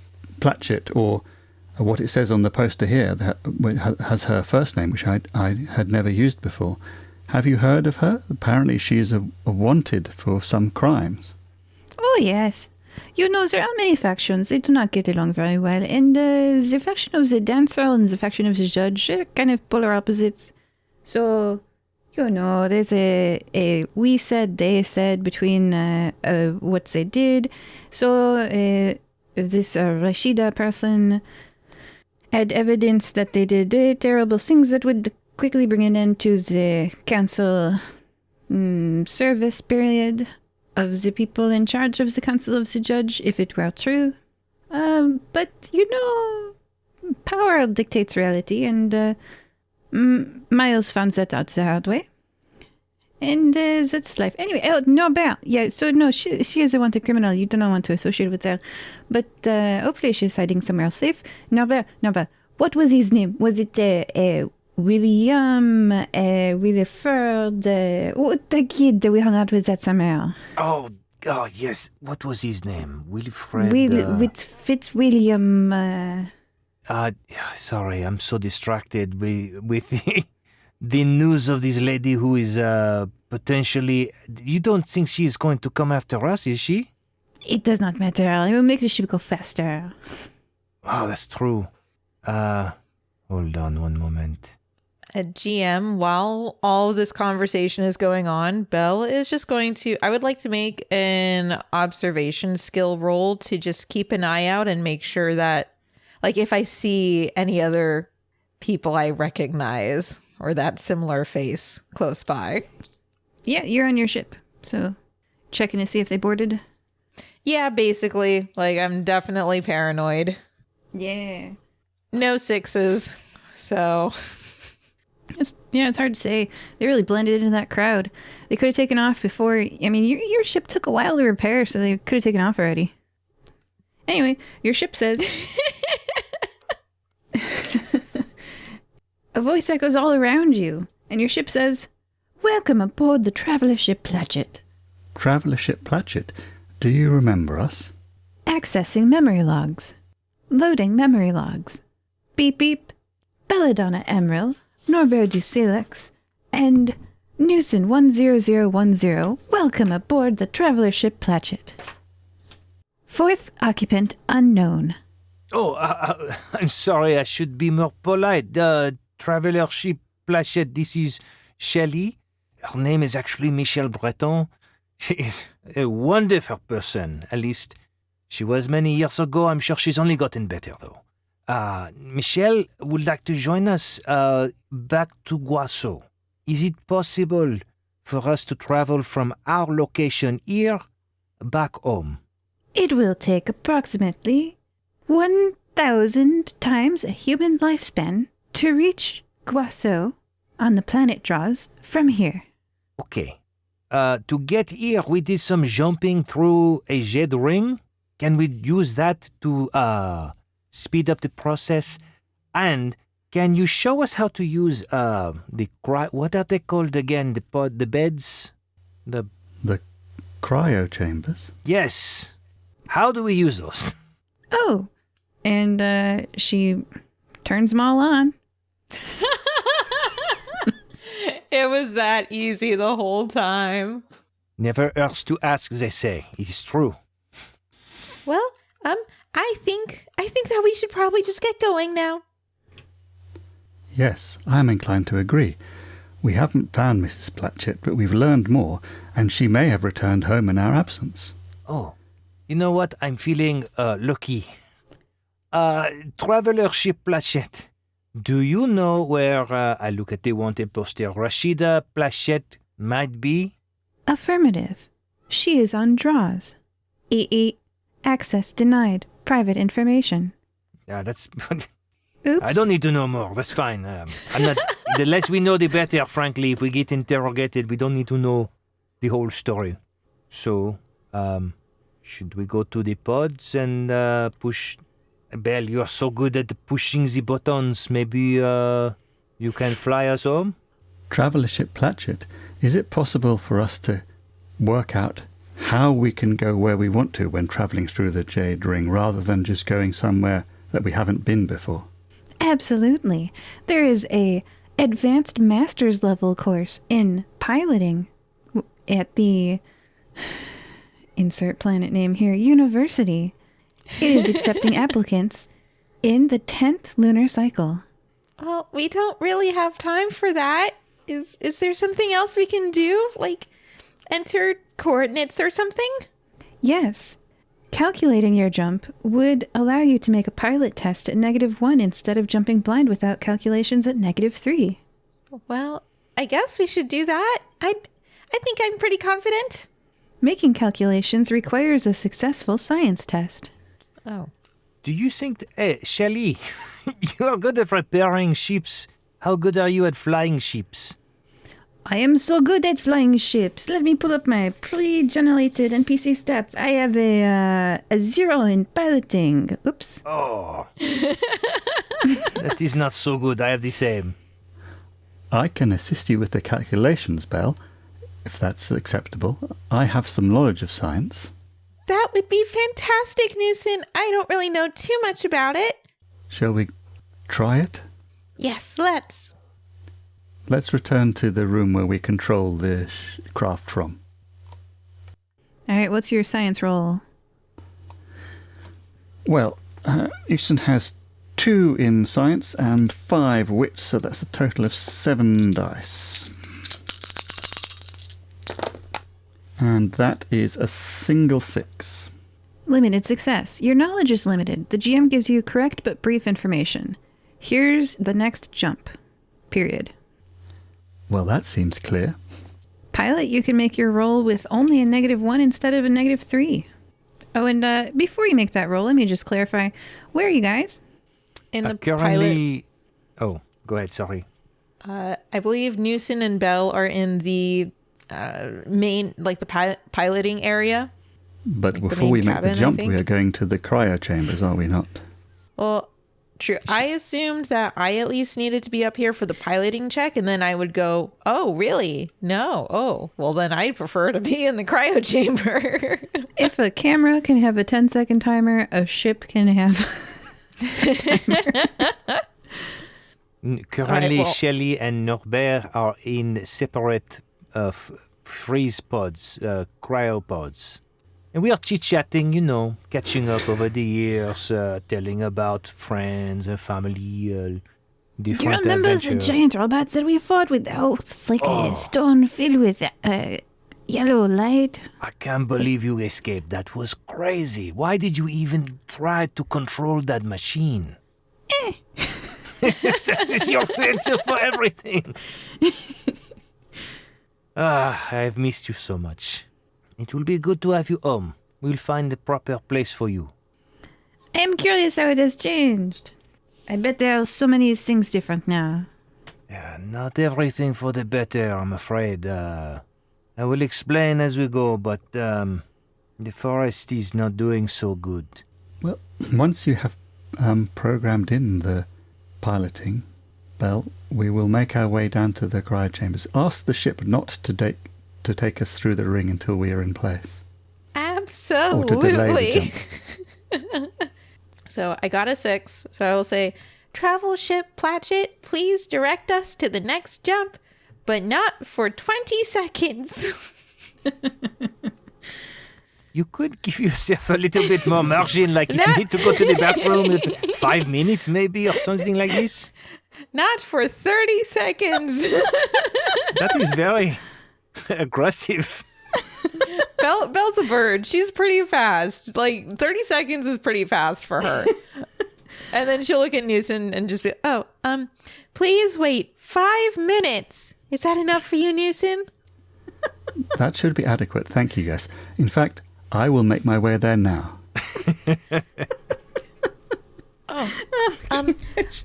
Travel ship Platchett, please also send a notice throughout the ship that we will be jumping in 5 minutes and to please proceed to cryostasis. Just in case Norbert's in the Arboretum again. It's true. I was almost there, but I remember the spaghetti fingers. Everyone's in a cryostasis pod. We got a successful piloting check. You guys are learning how to pilot spaceships. Look at that. We're becoming an almost competent crew. With a lot of heavy lifting by the ship itself. And 13 darkness points if I've been keeping track of those correctly. What? That's That's true. Every time we jump. Oh, I forgot about that. Yeah. So, you're asleep. Nothing peeks at you from the darkness between the stars. You're sleeping. There's no consciousnesses for it to detect. Traveler ship Platchett emerges from the dark jade green ring. The hollow screen displays mostly blackness in between tiny pinpricks of light. Stars. But in the distance, there is a little beige marble. Traveler ship Platchett, TSP, says, I am sensing a distress signal from that planet and need to recharge before I jump again. Pilots, please make a pilot roll to see if you can figure out which buttons to press to know how far you are from Guaso. Unfortunately, this one is a failure. No 6s. Well, this ain't Guasso. That's all you know. You said there was a distress signal, Traveller Ship Platchett. Can you give us any more details? Yes, it is a ship's distress signal. There are life forms on that planet. Well, I feel that we should answer this distress call. I don't like to leave people in need. I agree.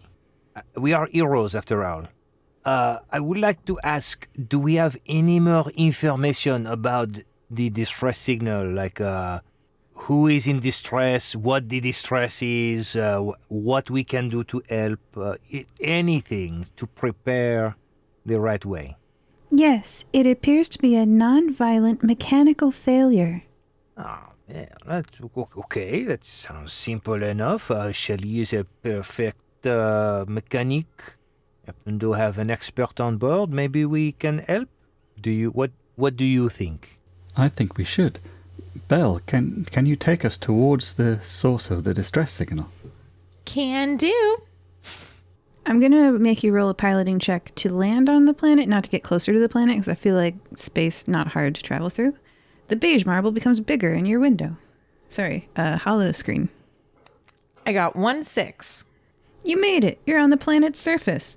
The hollow screen displays beige sand dunes that meet the horizon, and entering atmosphere was smooth and gentle because of your 1-6. Can we see the source of the distress signal on the holoscreens? Is there any, other ship that we can see on these sand dunes? Roll a d6. I rolled a 3. You see a kangaroo rat.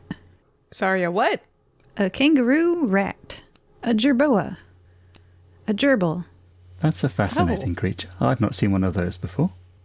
I'm wondering if maybe the distress signal, if it is around here, is under the sand. I do not see anything but this kangaroo rat, I assume. The TSP says, you are within 5 miles of the distress signal. Oh. That is the smallest my grid has resolution for. It's pretty good resolution for a craft that can travel interstellar, I would imagine. Shelley goes, yeah. My bad. Which direction, is the distress signal? In my map, we are overlaid on it. 1 pixel. Shelley goes, that's pretty good for space distances. So I do have an item called a proximity sensor. It can scan several spectra of the surroundings and displays detailed live information about terrain, vehicles, and even individual persons in the area. So it's not exact enough to identify someone or to make out more about a vehicle than a type and model. But let's see, in active mode, this mode covers extreme range in open terrain and forests. Hidden objects and threats require a skilled sensor operator to spot. Let's see, test technology to find hidden things and surroundings. It is easy to discover it using other sensor tech, and that gives me a +2. All right, let's see your technology roll. Could be better, but I'm rolling 5 dice, so let's see what it gets me. Well, it gets me 4 4s, but no 6s. I'm going to read the failure of technology. Failure. Something goes wrong, and the result is the opposite of what you wanted. Your equipment blows up and cannot be used again for the rest of the adventure.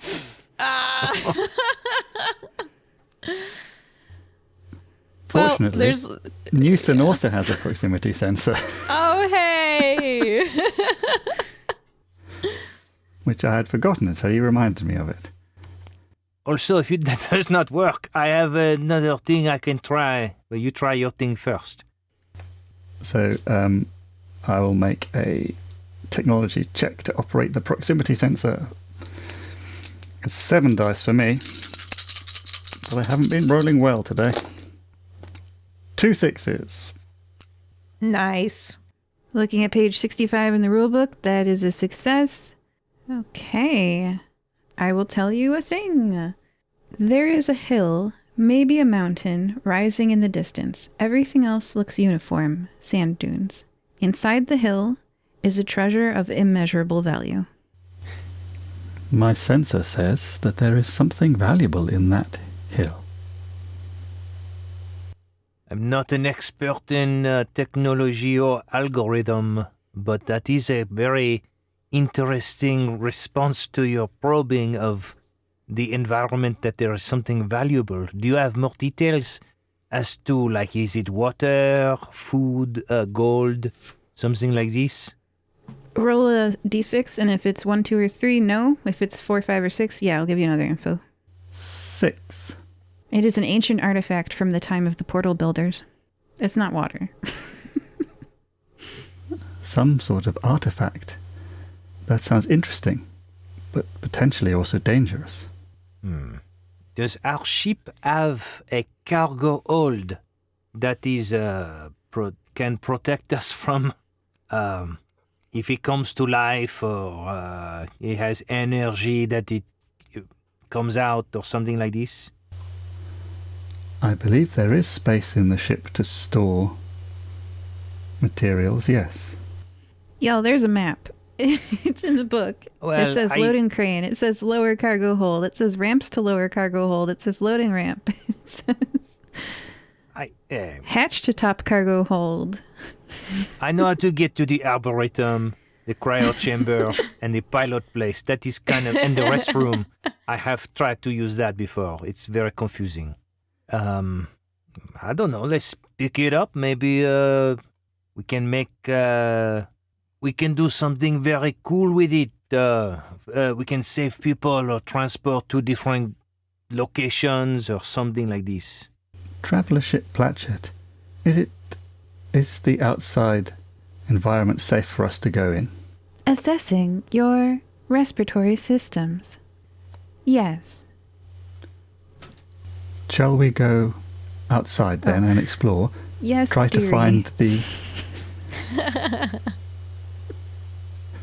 Try to find the source of the distress signal and maybe what this artifact is. Perhaps some of us go, some of us stay with the ship in case the ship, I don't know, decides to leave or somebody tries to take it or something like this. I think maybe Shelley can do it, because if anything happens to the ship, she would definitely know how to fix it. That's true. Okay, I will stay here. We will be right back. So I'm ready. I get my little hat. I put it on my head because it is very sandy. Don't want too much sand in my hair. So I go to the ramp to go outside, and I push what I assume is the open button. And opens The ship the very hatch. kindly opens the door next to the thing you pushed. Oh. I should probably talk to you more, Traveller Ship Plachette. Thank you very much. And so I get my little satchel, and I say to my companions, hey, this has been quite an adventure so far. Let's see what we can find. I mean, there's no way anything bad can happen if we're trying to help people in distress, right? I don't know. Do you remember that time we entered the basement of Miss Plachette? And we end up almost being blown up or thrown in jail? I mean, comme ci, comme ça, you know? That is true. Maybe we should not help people. Maybe we should just ignore this distress call. It's a very hyperbolic reaction. No. We should assess the situation so we can properly help. We are fire-breathing kittens. We are duty-bound to help, so we will help. But it does not mean we can go careening into a situation that can spin out of control so easily. So, I trust the scan. It is something that can... What I don't understand is who is sending the signal. They have this incredible relic. Maybe can they not use that to escape? Or, I don't know, mechanical failure. The relic and the damaged ship may not be connected. Let's see if there are people we can talk to. We can find out the situation a little bit more. Oh, wait a minute. If it is only a mechanical failure and they cannot escape, maybe we can communicate with the ship from this ship. Like with the policeman. That is a good idea. I go to push to close the door, and then I pause and I say, Traveler Ship Plachette, can you please close the door? We would like to make a phone call. The door closes. I don't know how to use... can you contact that other ship, please? Of course, dear. I can send a signal in 360. Okay, please do. I appreciate your kindness. Now broadcasting. Oh, there's no ringing or nothing like this? We just start talking? Sorry.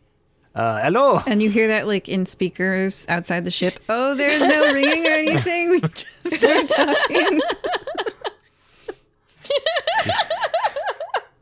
It's like calling your parents' answering machine. Hello? We are here to help. Can you communicate? Over? A solid minute passes of desert wind. This is not working.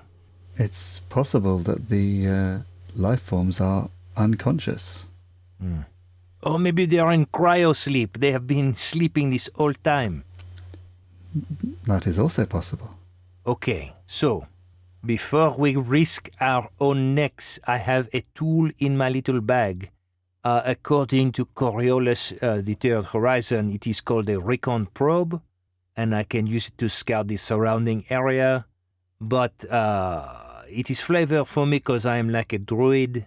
I'm going to use mushroom spores, and I'm going to like scatter them to the desert wind, and they will communicate to each other and then to me to indicate if there is anybody alive, awake, and if they are in a position to be able to speak. You have inoculated this naive planet with mushroom spores. There is no consequence. These are friendly mushroom spores. And it's desert. I mean, what's going to grow here? This is the worst condition for them to grow. Okay. They don't detect any surface level life forms. They also have, they can penetrate into the soil a little bit, but not very far. Is there anything under the surface, maybe like by a foot? Not by a foot. Nope. That is all I can tell. Oh, actually, I'm supposed to roll. I don't care. You passed. Let's go. Okay. Yeah, I pass. All right. Well, I guess we have no choice but to go and check it out ourselves. I'm ready. Well, you have information. You just, it'll make sense afterwards. Great. Love when the GM chuckles like that. It's all consistent. Traveler Ship Plachette, can you please open the door again? I was a little bit premature with closing the door. The door opens. Okay. Well, here we go. Newson's going to keep operating their proximity sensor. Can have like a sort of passive mode to, because we know that there is a damaged ship out here according to the distress signal, and so if there's any further information on the distress signal or the location of the ship, then hopefully the sensor will detect it at some point. But in the absence of anything else, perhaps we should head towards that mountain. I agree. I will keep Agreed. using my sensor to try to detect the ship or the life forms aboard it or the distress signal. You step out onto beige sand dunes. Now that you can see in all around the ship and are standing on surface level, the hill, maybe a mountain rising in the distance, is even more impressive. Everything else looks uniform like sand dunes. Roll a skill check to see how well heading to the mountain goes. One person can roll for the group. Is I this, feel like maybe your survival survival. again? I can roll 7 dice for this. I get 3 6. That's a critical success. You find a shortcut to your destination. Nice. You, Oh, there's you some find residual moving mushroom sand. spores. What? You can breathe them in. It is good for the respiration. It's okay. All right, you find moving sand. It's sort of like in an airport, how there's like travelators. I love that. And they're under your feet now. So you're whoosh, you're there. All right, cool. You arrive at a tall mound of rock. Whoosh, whoosh, whistles the wind in and out of crevices of the many caves in this rock face. There are lots of places that people or artifacts could be hidden here. What does your sensor tell us? Let me have a look. You already rolled a success on that. You know exactly where to go. It's like Bulma with the Dragon Balls. Yes, it's this direction. Follow me. All right. Okay. Newson heads into a crevice. It's dark in here, especially after the bright sun of the sand dunes. Perhaps that is why your eyes are playing tricks on you. Surely that's not a shimmer on the air. Everyone make a skill check. What kind of skill check? Maybe observation. I have 7 for that as well. 5 wits plus 2. 1. Oh. I got 1 6. Also 1. Was that everyone getting a 6? Yes. Yes. Yes. Excellent.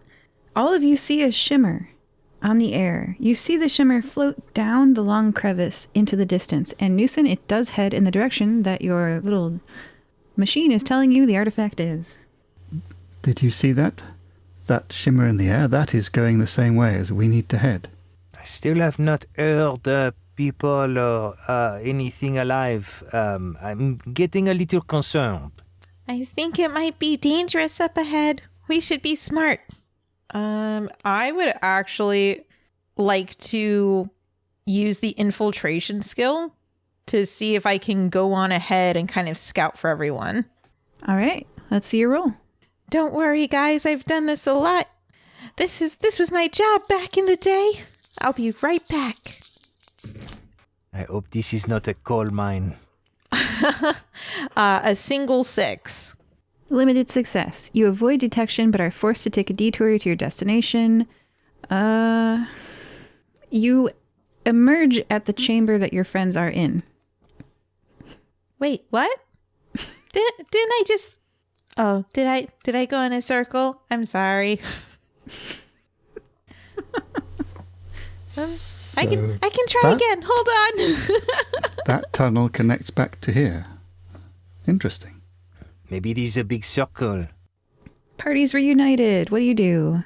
You know, this is we have a very good tool to tell us where we are going, but not how to get back. So I'm going to start marking the ground with where we are going, like the path. That's a really good idea. You get lost in caves very easy if you are not careful. Believe me. The ground is marked. In the absence of any further information coming from the sensor, Newson's just going to follow it to where it's pointing. Newson, you walk deeper and deeper into the crevice until it's possible that you could get lost in here. Thank goodness Norbert is marking the ground. Anyway, the air is dry and still. After a while, there is a larger opening in the rock of the mountain, less a crevice and more a chamber. The chamber isn't empty. The walls are decorated with a mosaic, jade greens, ranging from light to a dark the same color as the portal. The image is clearly, intelligently designed, but like the painting Starry Night, you're not sure what the beautiful swirls you're looking at could be.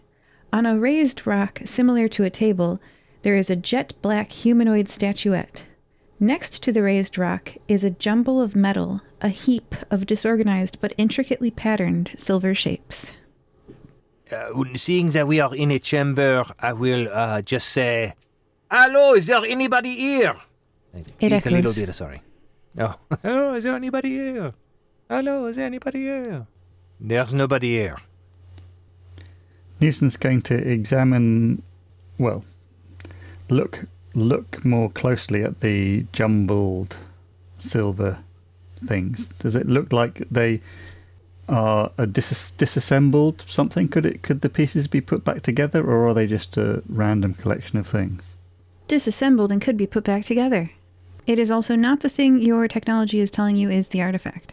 What is your probe telling you? Where is this relic? It's the thing on the raised rock similar to a table, the jet-black humanoid statuette. The statuette depicts a humanoid creature. It is jet black and looks enameled. It looks a bit damp. and it looks like it's kind of slowly moving. How large is it? Pocket stuffable size. I should have brought some of that sand from outside. Everyone roll either a mystic power or culture skill test to understand the statuette. Well, Newson has a dabbling of culture. He has got 1, but only has 3 empathy, so that's a total of 4. Ah, yes. Is culture one of the ones you can't roll unless you have a point in?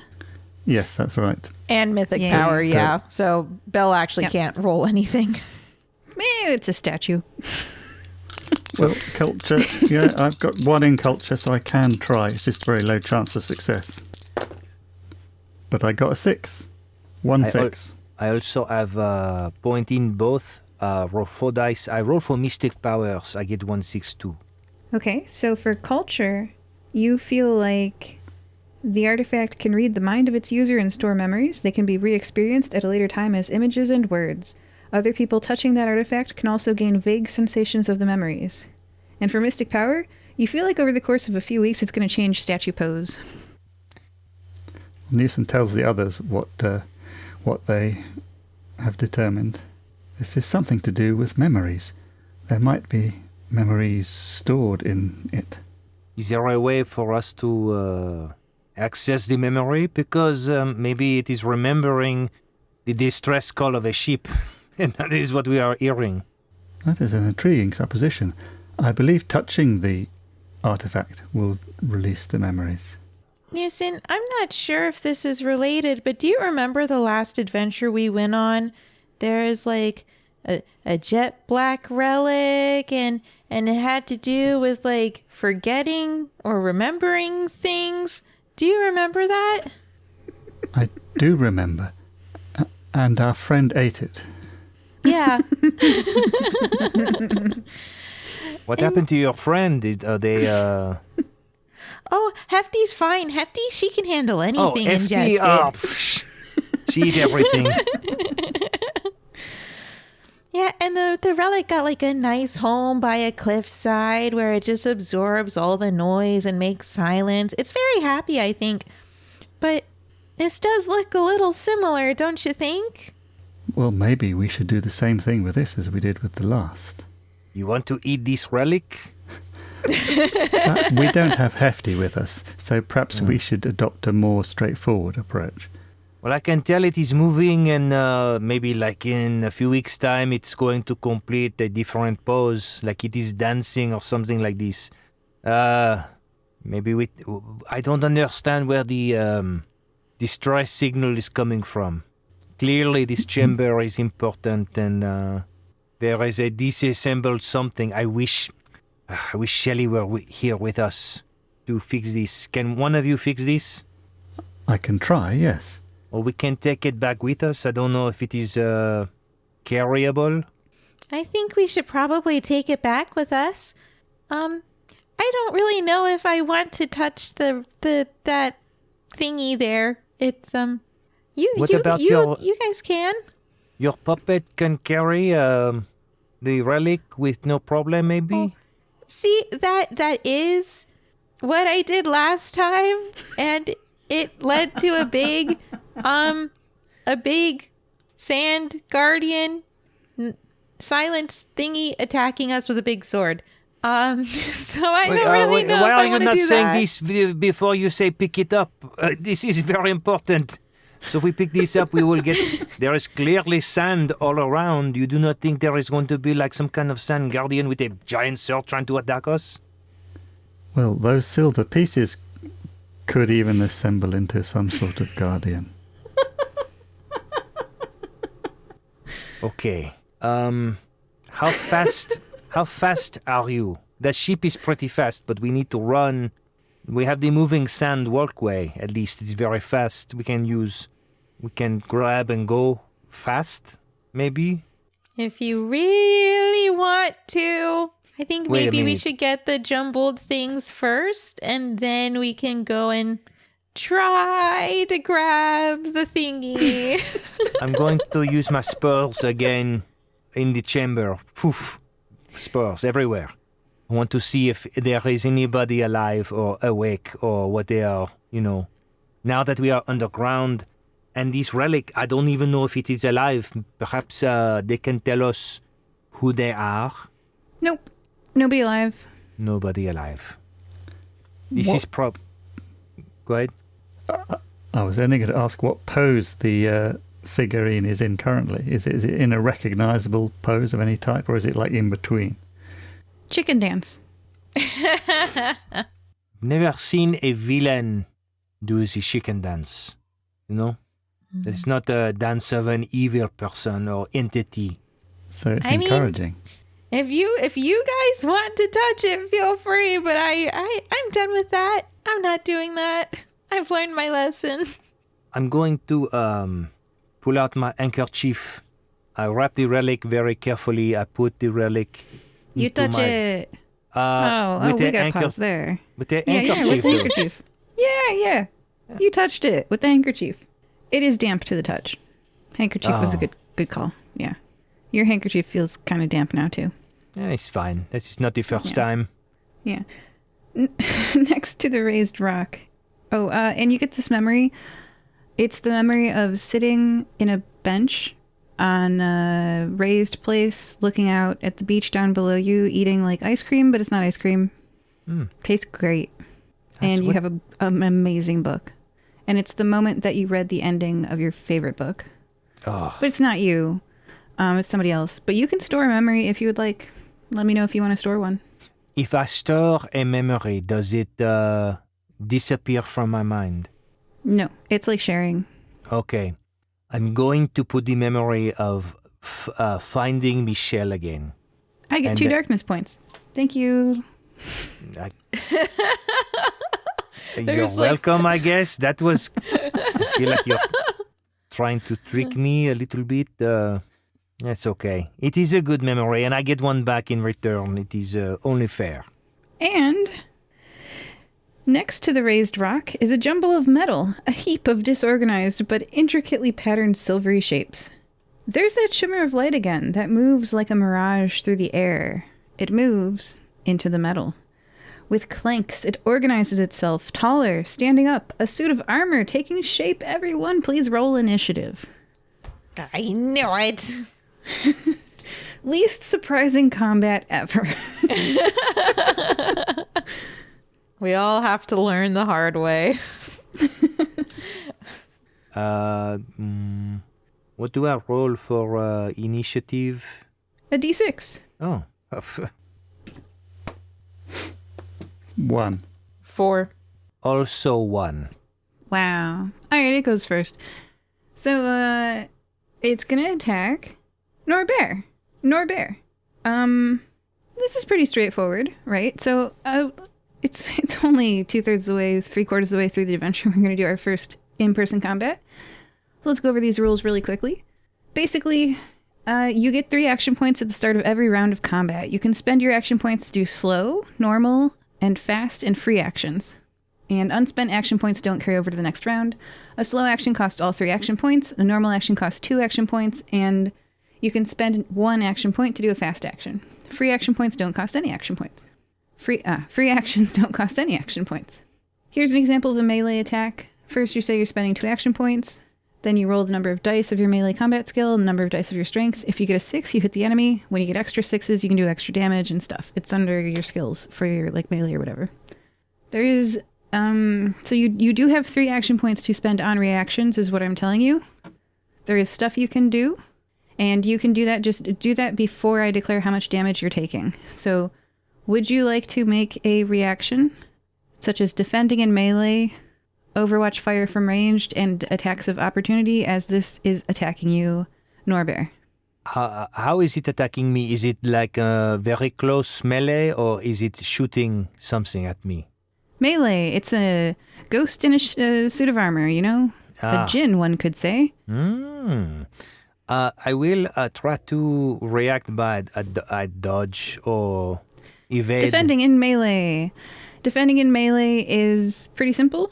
Roll the number of dice you have in your melee combat skill and your strength attribute and spend 1 of your 3 action points for the round. It's not very good. 5 for 4. Well, it's no 6s. If you'd No. gotten any 6s, you could have chosen from a list of options that would have included included decreasing your damage, counterattacking, disarming your attacker, or raising your initiative to go faster next time. Without any 6s, you're done. And you are going to take 2 damage, please. How many HP do you have left? I'm looking. Okay, 5 points left. Great. That used some of it, but not all of its action points. It's also going to try to do a wind attack. Everyone in the room, do you have any reaction to this? It would be a defending in melee, basically. That would also use an action point there, right? So then you wouldn't be able to do any normal actions like attacking yourself. Well, you have 3 action points for the round, so you can use 2 to attack, and you could use 1 to defend, or you can use this one to attack again on your turn, etc. I'm going to save my points. I think I would like to defend. All right, go ahead and roll your melee combat skill. Did you get any 6s? So it's strength, which is 4 plus 2 for the combat, so that's 6. I got 1 6. With 1 6, you defend in melee. You can spend your... of course. So here's my criticism for the rulebook. It's not on page 61 in the melee combat section. Like, why would it be? It says go to see chapter 5. Does it give me a page number in chapter 5? No. It's on page 87. Thank you. You're welcome. I'm going to jump to page 87. Either that or 88. Defending. Yeah. So do you want to decrease your damage, counterattack, disarm, raise initiative? What do you want to do? I would like to decrease damage, I think. You neutralize one of the enemy's 6s. Great. And did you have any armor, by the way? I have... No, I've got armor against natural damage, so it depends whether this counts as natural damage.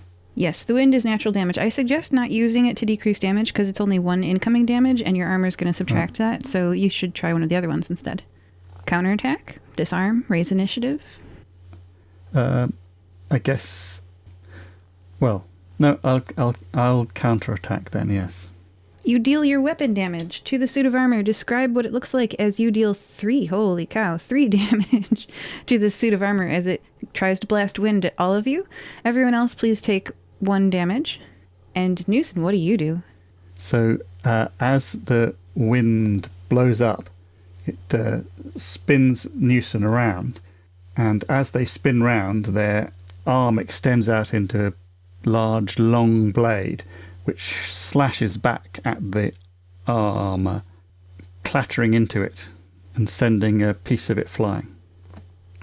Yeah, it does. I love the idea of the piece of it flying. It's like shimmery and silver as it tumbles end over end through the air and smacks into the opposite rock wall. Next up in the initiative is Belle. Okay, I'm going to use 1 action point to aim and then 2 to fire my long range weapon, short range weapon. Let's see. So that means with aim, I literally just had it up here and now I can't find it. You're taking an aimed shot? Aimed shot, so you're gonna roll your ranged attack number of dice and your agility stat number of dice with a +2 modifier. So you get 2 extra dice. Woohoo! And then I'm trying to find my ranged... There it is. And we're going to say that you're not in melee distance of it. That way you can still do this. Oh, yeah. No, I was staying away from that. Yeah. Wow. So I had like 8 dice and I only got 1 6.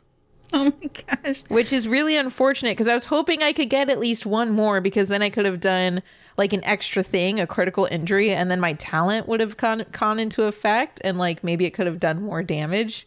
Grrr. These dice just don't like me. 8 dice and only 1 6, but you did do, oh my goodness, 2 damage. Yes, with your Vulcan that is cricket, true. Which is flavored like your canary feathers. Can you describe what it looks like as you deal 2 damage to it? So, having expected this in some effect to happen, Belle is already prepared and sitting atop her little gnome puppet, the same wind that the weird shimmering thingy is putting out, Belle also uses that to her advantage. It flutters the skirt of her puppet and she lets out these magical bolts that are like her feathers, and they like swirl and travel on the wind and hit straight into one of the crannies on the suit of armor. Ooh. If it had flesh, that would have dug right into it, but instead it severs the magical bond between that part of the armor and the core, and the djinn, with its sparkling wind, has to like regroup, and it abandons the like peripheral item, which sinks to the ground and lays there unmoving. Nice. All right, I used up all my action points, so I'm good. Norbert, you have 2 action points. You used one of yours to defend. Right. I will use 2 action points to attack with my... it is a Vulcan carbine, but flavored with druid magic. So I notice the statue in my hand is moist. So I can feel the moisture. It has been a while because between the ship and the dunes outside, it is very dry, very uncomfortable for me. But I can feel the water, and what I do is I use my magic and I collect this water, and it would be an equivalent of trying to, like a water blast that is particularly effective against metal to rust. So it's kind of like I'm trying to cause a rust reaction to the suit of armor, and I shoot at it with my short range attack. Agility. So I will roll 6 dice. I got a 1-6. I have a +1 bonus. Roll 1 more dice. Okay, that did not do anything. So I got 3 damage. Taking it down to only 2 hit points.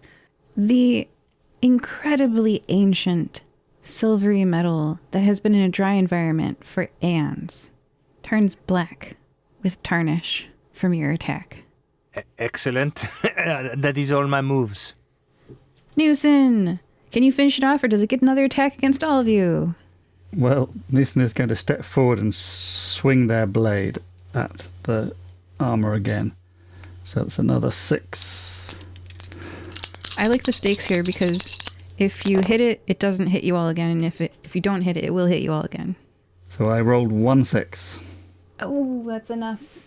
Take care of it like you did the other one. Yeah.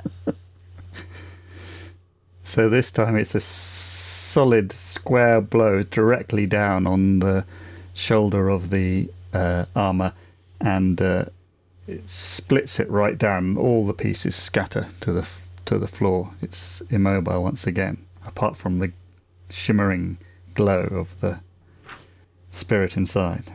When the shimmering glitter departs from the armor, the silvery metal that had become black becomes blacker still and then crumbles into dust.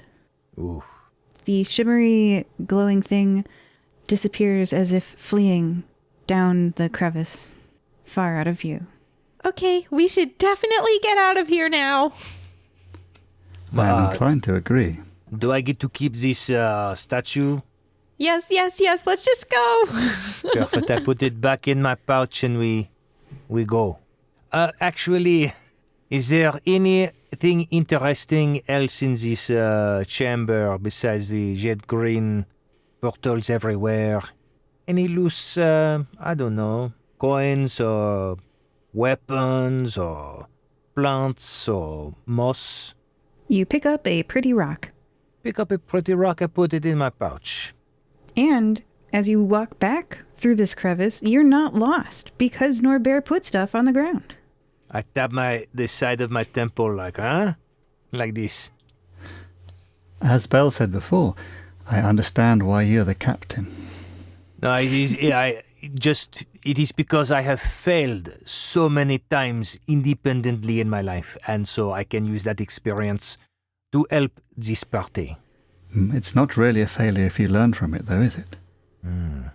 That is very wise. Well, after this, now you will no longer go after black relics that have mysterious circumstances surrounding them. We've all learned that lesson now. Are you sure? Because it sounds like you survived 2 of these now. I think you are the expert at getting the black relic. And we are building up a collection of these things. The sun is bright as you emerge from the mountain. There are sand dunes all around you, and the travelator is still there. You are walking back on the travelator from the rock with those wind-carved holes in it to your ship. Everyone, you're very exposed in these sand dunes. The sun is beating down on you, and anything can see you from any direction. How aware are you of your surroundings? Do a roll. Well, that sounds like an observation check to me. So that's 7 dice. Man, you've got some pretty good wits. Yes. So I got 2 6s on my observation roll. I also got 2 6s. I only got 1 6. That is my pattern. I'm going to the page that has observation, which is page 61. Of course, there's no easy Control F way to find it because there's lots of observation all throughout the book. Anyway, page 61. Okay, so did anybody get 3 6s? No. Okay, nobody gets a critical success. Limited success. You can, well, it'll be slightly more than that. GM gives you correct but brief information. So it's between a limited and a critical success. I tell you stuff. Okay, I'm going to tell you stuff. All right. You ever seen the movie Tremors? Yes. No. Yes. You ever seen the movie Dune? I've read the book Dune. The first one, yes, with Sting.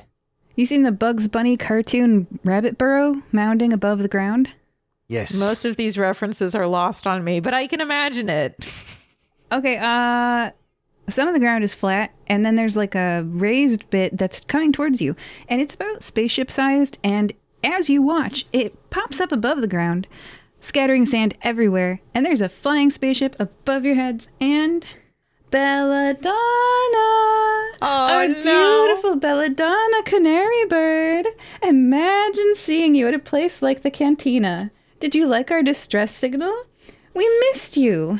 We're so distressed. Don't you miss your family? Everyone rolled to dodge bullets. I was really hoping we just gotten away from them at the Cantina. Would that be a dexterity roll? Yeah. Or was it a melee combat defensive thing? Like we Nope, just did? not melee, bullets. I get 2 6. Did you do the dexterity one?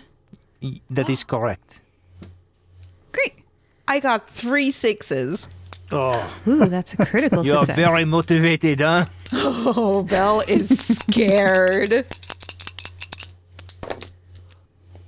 No 6s for me.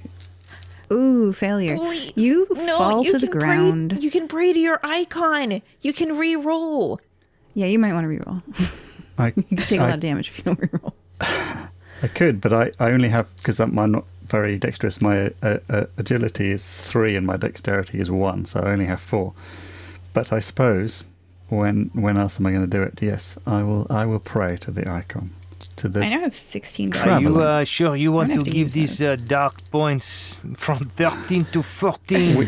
well, I think we are submerged in darkness now, so I don't think there's much. That's much, true. Once you go bad, Yeah, you go I way gotta do bad, a huh? few- I'm going to use 5 of these darkness points right now. So for me, the praying to the icon is reprocessing. So it's like, hold on a minute, and then it's starting again at the calculations and running through them again very quickly and saying, have I missed anything? So saying we need to recalculate to make sure we haven't got it wrong. So There's that's a what I'm going Nicolas to Cage do. movie like that. There is a Nicolas Cage movie for every situation. That's probably Yeah, if true. you guys haven't seen Pig, you should see that one. That was pretty good. No, haven't seen that one. But it worked. I got 1 6 this time. Excellent. I don't have to read the failure text. Limited success, you manage to pull off the maneuver, but just barely. You don't get hit with bullets. Critical success, you succeed with flawless skill, and you achieve some unexpected positive side effect. like creating an obstacle for the enemy. Describe your obstacle for the enemy. I am going to fire off more magical feathers straight into their windshield and their sensors to block their view. And I am literally just going to shout to everyone, we need to run now. I spend 3 darkness points. 1, 2, 3. And they have reinforcements. And then I spend 3 more. 1, 2, 3. All right. And that was Nature's Wrath and reinforcements. Nature's Wrath is that the environment suddenly works against the PCs. There's a sandstorm and it's now hard to see where your ship is. And reinforcements. You feel like Abdullah and Tilda are both here. So Abdullah pulls up and another ship erupts from the sand and goes, we still have your birdcage ready to go. You recognize it. It's your old house. Don't you want to come home? Belle, you want a cracker? Everyone, roll to dodge bullets. Or find your ship. Does rolling to find the ship mean you're not dodging the bullets? Someone's got to roll to find the ship, or you guys are only dodging bullets and will not find your ship. Like, at least one person needs to find the ship. But you will get hit with bullets. I will look for the ship, and the way I'm going to do this is I'm going to fall on the ground and put my hands on the sand dunes, and I will use my magic to kind of sense out through. It's not quite soil, so it is not going to be as effective as it would be in a forest, for example. But I will be able to detect plant life, but also foreign object. Like I will be able to detect the ship if it is still in the ground, or our ship if it is on the ground. So that is kind of the direction I'm looking. So you are going to take 1 damage by default as you do not dodge bullets. But it's important. It is important. Yeah. Observation. I get 2/6 to find the ship. You find the ship and you tell your friends where it is. Nice. I point, and as I point, a bullet hits my hand. Oh no. I rolled to dodge bullets and I failed, and so I will pray to the messenger. Again, those like spectral canaries kind of like flit by and go a different path than I would have to dodge the bullets. And I got 1/6 on that second roll. Nice. Good. You dodge bullets. And Newson is going to run in the direction that Norbert is pointing out, at the same time attempting to dodge the bullets. Nope. So if you choose not to dodge the bullets, you take a damage. Yep. I'll take 1 damage. How many HP does everyone have? I'm I down started to with 4. 7, so I got 6 now. I have 7. Okay. You all are now at your ship. You're just rolling to be able to get on it without getting hit by bullets. Go ahead and make 1 more roll. And I'm going to make a GM problem. The 3 darkness points broken system. A system on board stops working. It could be anything from weapons to life support. A technology or data gen roll is required to repair it. Costs 3 darkness points. The door. The door is broken. Shelley! Well, I've got 7 technology. If you roll this, you will get hit with bullets, but the door will work. I dodge If you the bullet with succeed. 1/6. Nice.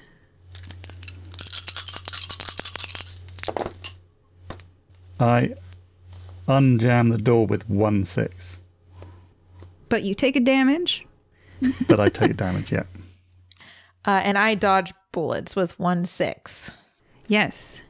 The door is open by Newson. Run, run, run, run, run. Yes, get in the ship.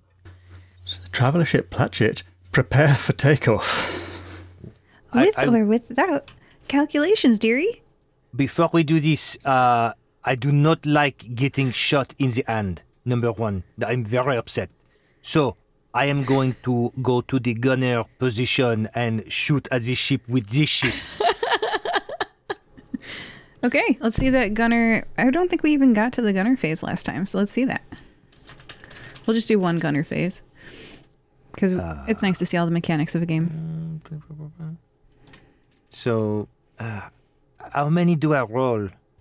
It's basically a ranged combat. Ranged combat, okay. Yeah. I believe that was page 167.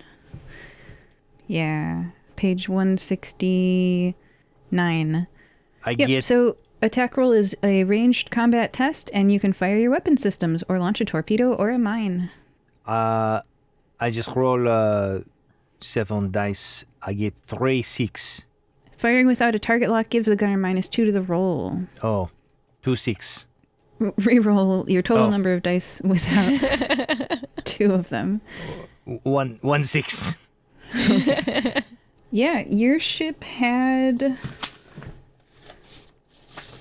It surprises you as the magnetic railgun rises out of the smooth exterior of this ship, and the accelerator cannon fires metal projectiles at high velocity through the air. It hits one of these ships, which takes a damage, and the other one dives under the sand, and they cackle as their ships go under the sand again, and you hear, "See you soon, Belladonna! It'll be back like old times," as it dives under the sand and is gone. Newson, having learnt their lesson, is not going to take off without preparation. Yeah, I definitely feel like looking for coordinates could have been done while Norbert was gunning them off. We could also assume that Michelle could have been doing that for the whole time we were experiencing the chamber. Newson, make a science test. I will. That is 7 dice for me. Oh, I got 2 6s. Success. A jump without calculations would have required success on a pilot test of -3. Instead, you're only making a pilot test at -1. Y'all in your cryostasis pods, by the way? Yes. Not Let's yet. get out of here. I would like to, could I please use, I have a mushroom that is like an M dose for medicine to heal myself. Yes, you can. What's your new hit points? Hold on. One. Oh boy. Sorry for the delay. I get 1 6. I guess it is 6. You've got a page, right? Like 2 pages on your, and one of them says the complete text. It's on your extra page. I only and it says have the full text of the M-dose. M-dose, a sorry. one-use injector for stabilizing wounds or treating poison, disease, or radiation damage. An M-dose should be used together with a med kit. On its own, it only gives +1 to metacurgy, right? So make your metacurgy roll. I make my roll. Do I have to? Can you not do metacurgy on yourself? I've got a vague memory, but maybe I'm confusing with another system. Hey, if that's how it works, we apologize. We're just a podcast playing a game for the first time. You can do metacurgy on yourself. I don't care. I can't find it now, so I may be misremembering it. Let me go to page 60, whatever, where metacurgy is, and see if it says 63. You can't use it on yourself. Skill can be used to recover mind points. As a metacurgy, you know how to use medical equipment. Doesn't say you can't use it on yourself. No, maybe I was imagining it. I'm reading it on page 63, and it does not say you can't use it on yourself. Go ahead and roll metacurgy and wits, Norbert. I get 1 6. All right. You heal. M-dose doesn't really say how much you heal. Let me check metacurgy's page. See if it says how much you heal by. Limited success. You have a good guess as to what the problem might be. The GM gives you... Wait, no, that's wrong. Metacurgy. Failure. You have no idea as to what is ailing the patient. The GM gives you partial or false information. Limited success. You have a good guess as to what the problem might be. The GM gives you correct but brief information. How many hit points do you have? On page 93, it says, if the roll is successful, you get back up immediately, regaining hit points equal to the number of 6s on the metacurgy roll. Why is that not in the metacurgy section? It's in the first aid section of combat. What is that? Hey, here's some feedback for the game. You could put that all in one spot if you want. Or you could just add it to the spot where I'm going to be looking. It's okay to put things more than one place. Anyway, great. So you gain... 1 hit point. Okay, I'm back up to 5. Holy cow. Brutal system. Okay. So anyway, you healed, and let's see that jump roll. I'm in the cryostasis pod before you jump. Yes, exactly. We're all in cryostasis. That is 3 6s on a pilot jump roll. Holy cow, I've got to go back to from page 93 to page 64 to see what the critical success in piloting is. Piloting, critical success. You perform the maneuver flawlessly and achieve an unexpected positive side effect. The GM decides the details. I'm just going to give you the distance. Yes. Traveler ship Platchett emerges from the dark jade green ring. The hollow screen displays mostly blackness in between tiny pinpricks of light, stars. But in the distance, there is a little blue marble. You recognize draws. And you got a critical success. I'm going to keep going. I had some potential pitfalls for you guys, but critical success means you pilot it well. The smooth walls and the equipment turn transparent. This is probably the best jump to get a critical success on. Just saying. The smooth walls and the equipment turn transparent, and you can see through them to the infinite blackness around you. You meet your friend's startled eyes and notice that they too are transparent. Together with the smooth walls and equipment panels, you all hover in the air above that small blue dot. Above the country, the city, the street, the roof of the boarding house. You, translucent, sink down past neighbors' apartments, past Newson's apartment, past Mrs. Planchett's apartment, into the basement. You all return to being fully opaque. The walls and panels, too, and critical success, I'm going to keep going. The panels are still active, flashing, some pre-programmed routine clearly executing orders. Michelle says, "What is that dot?"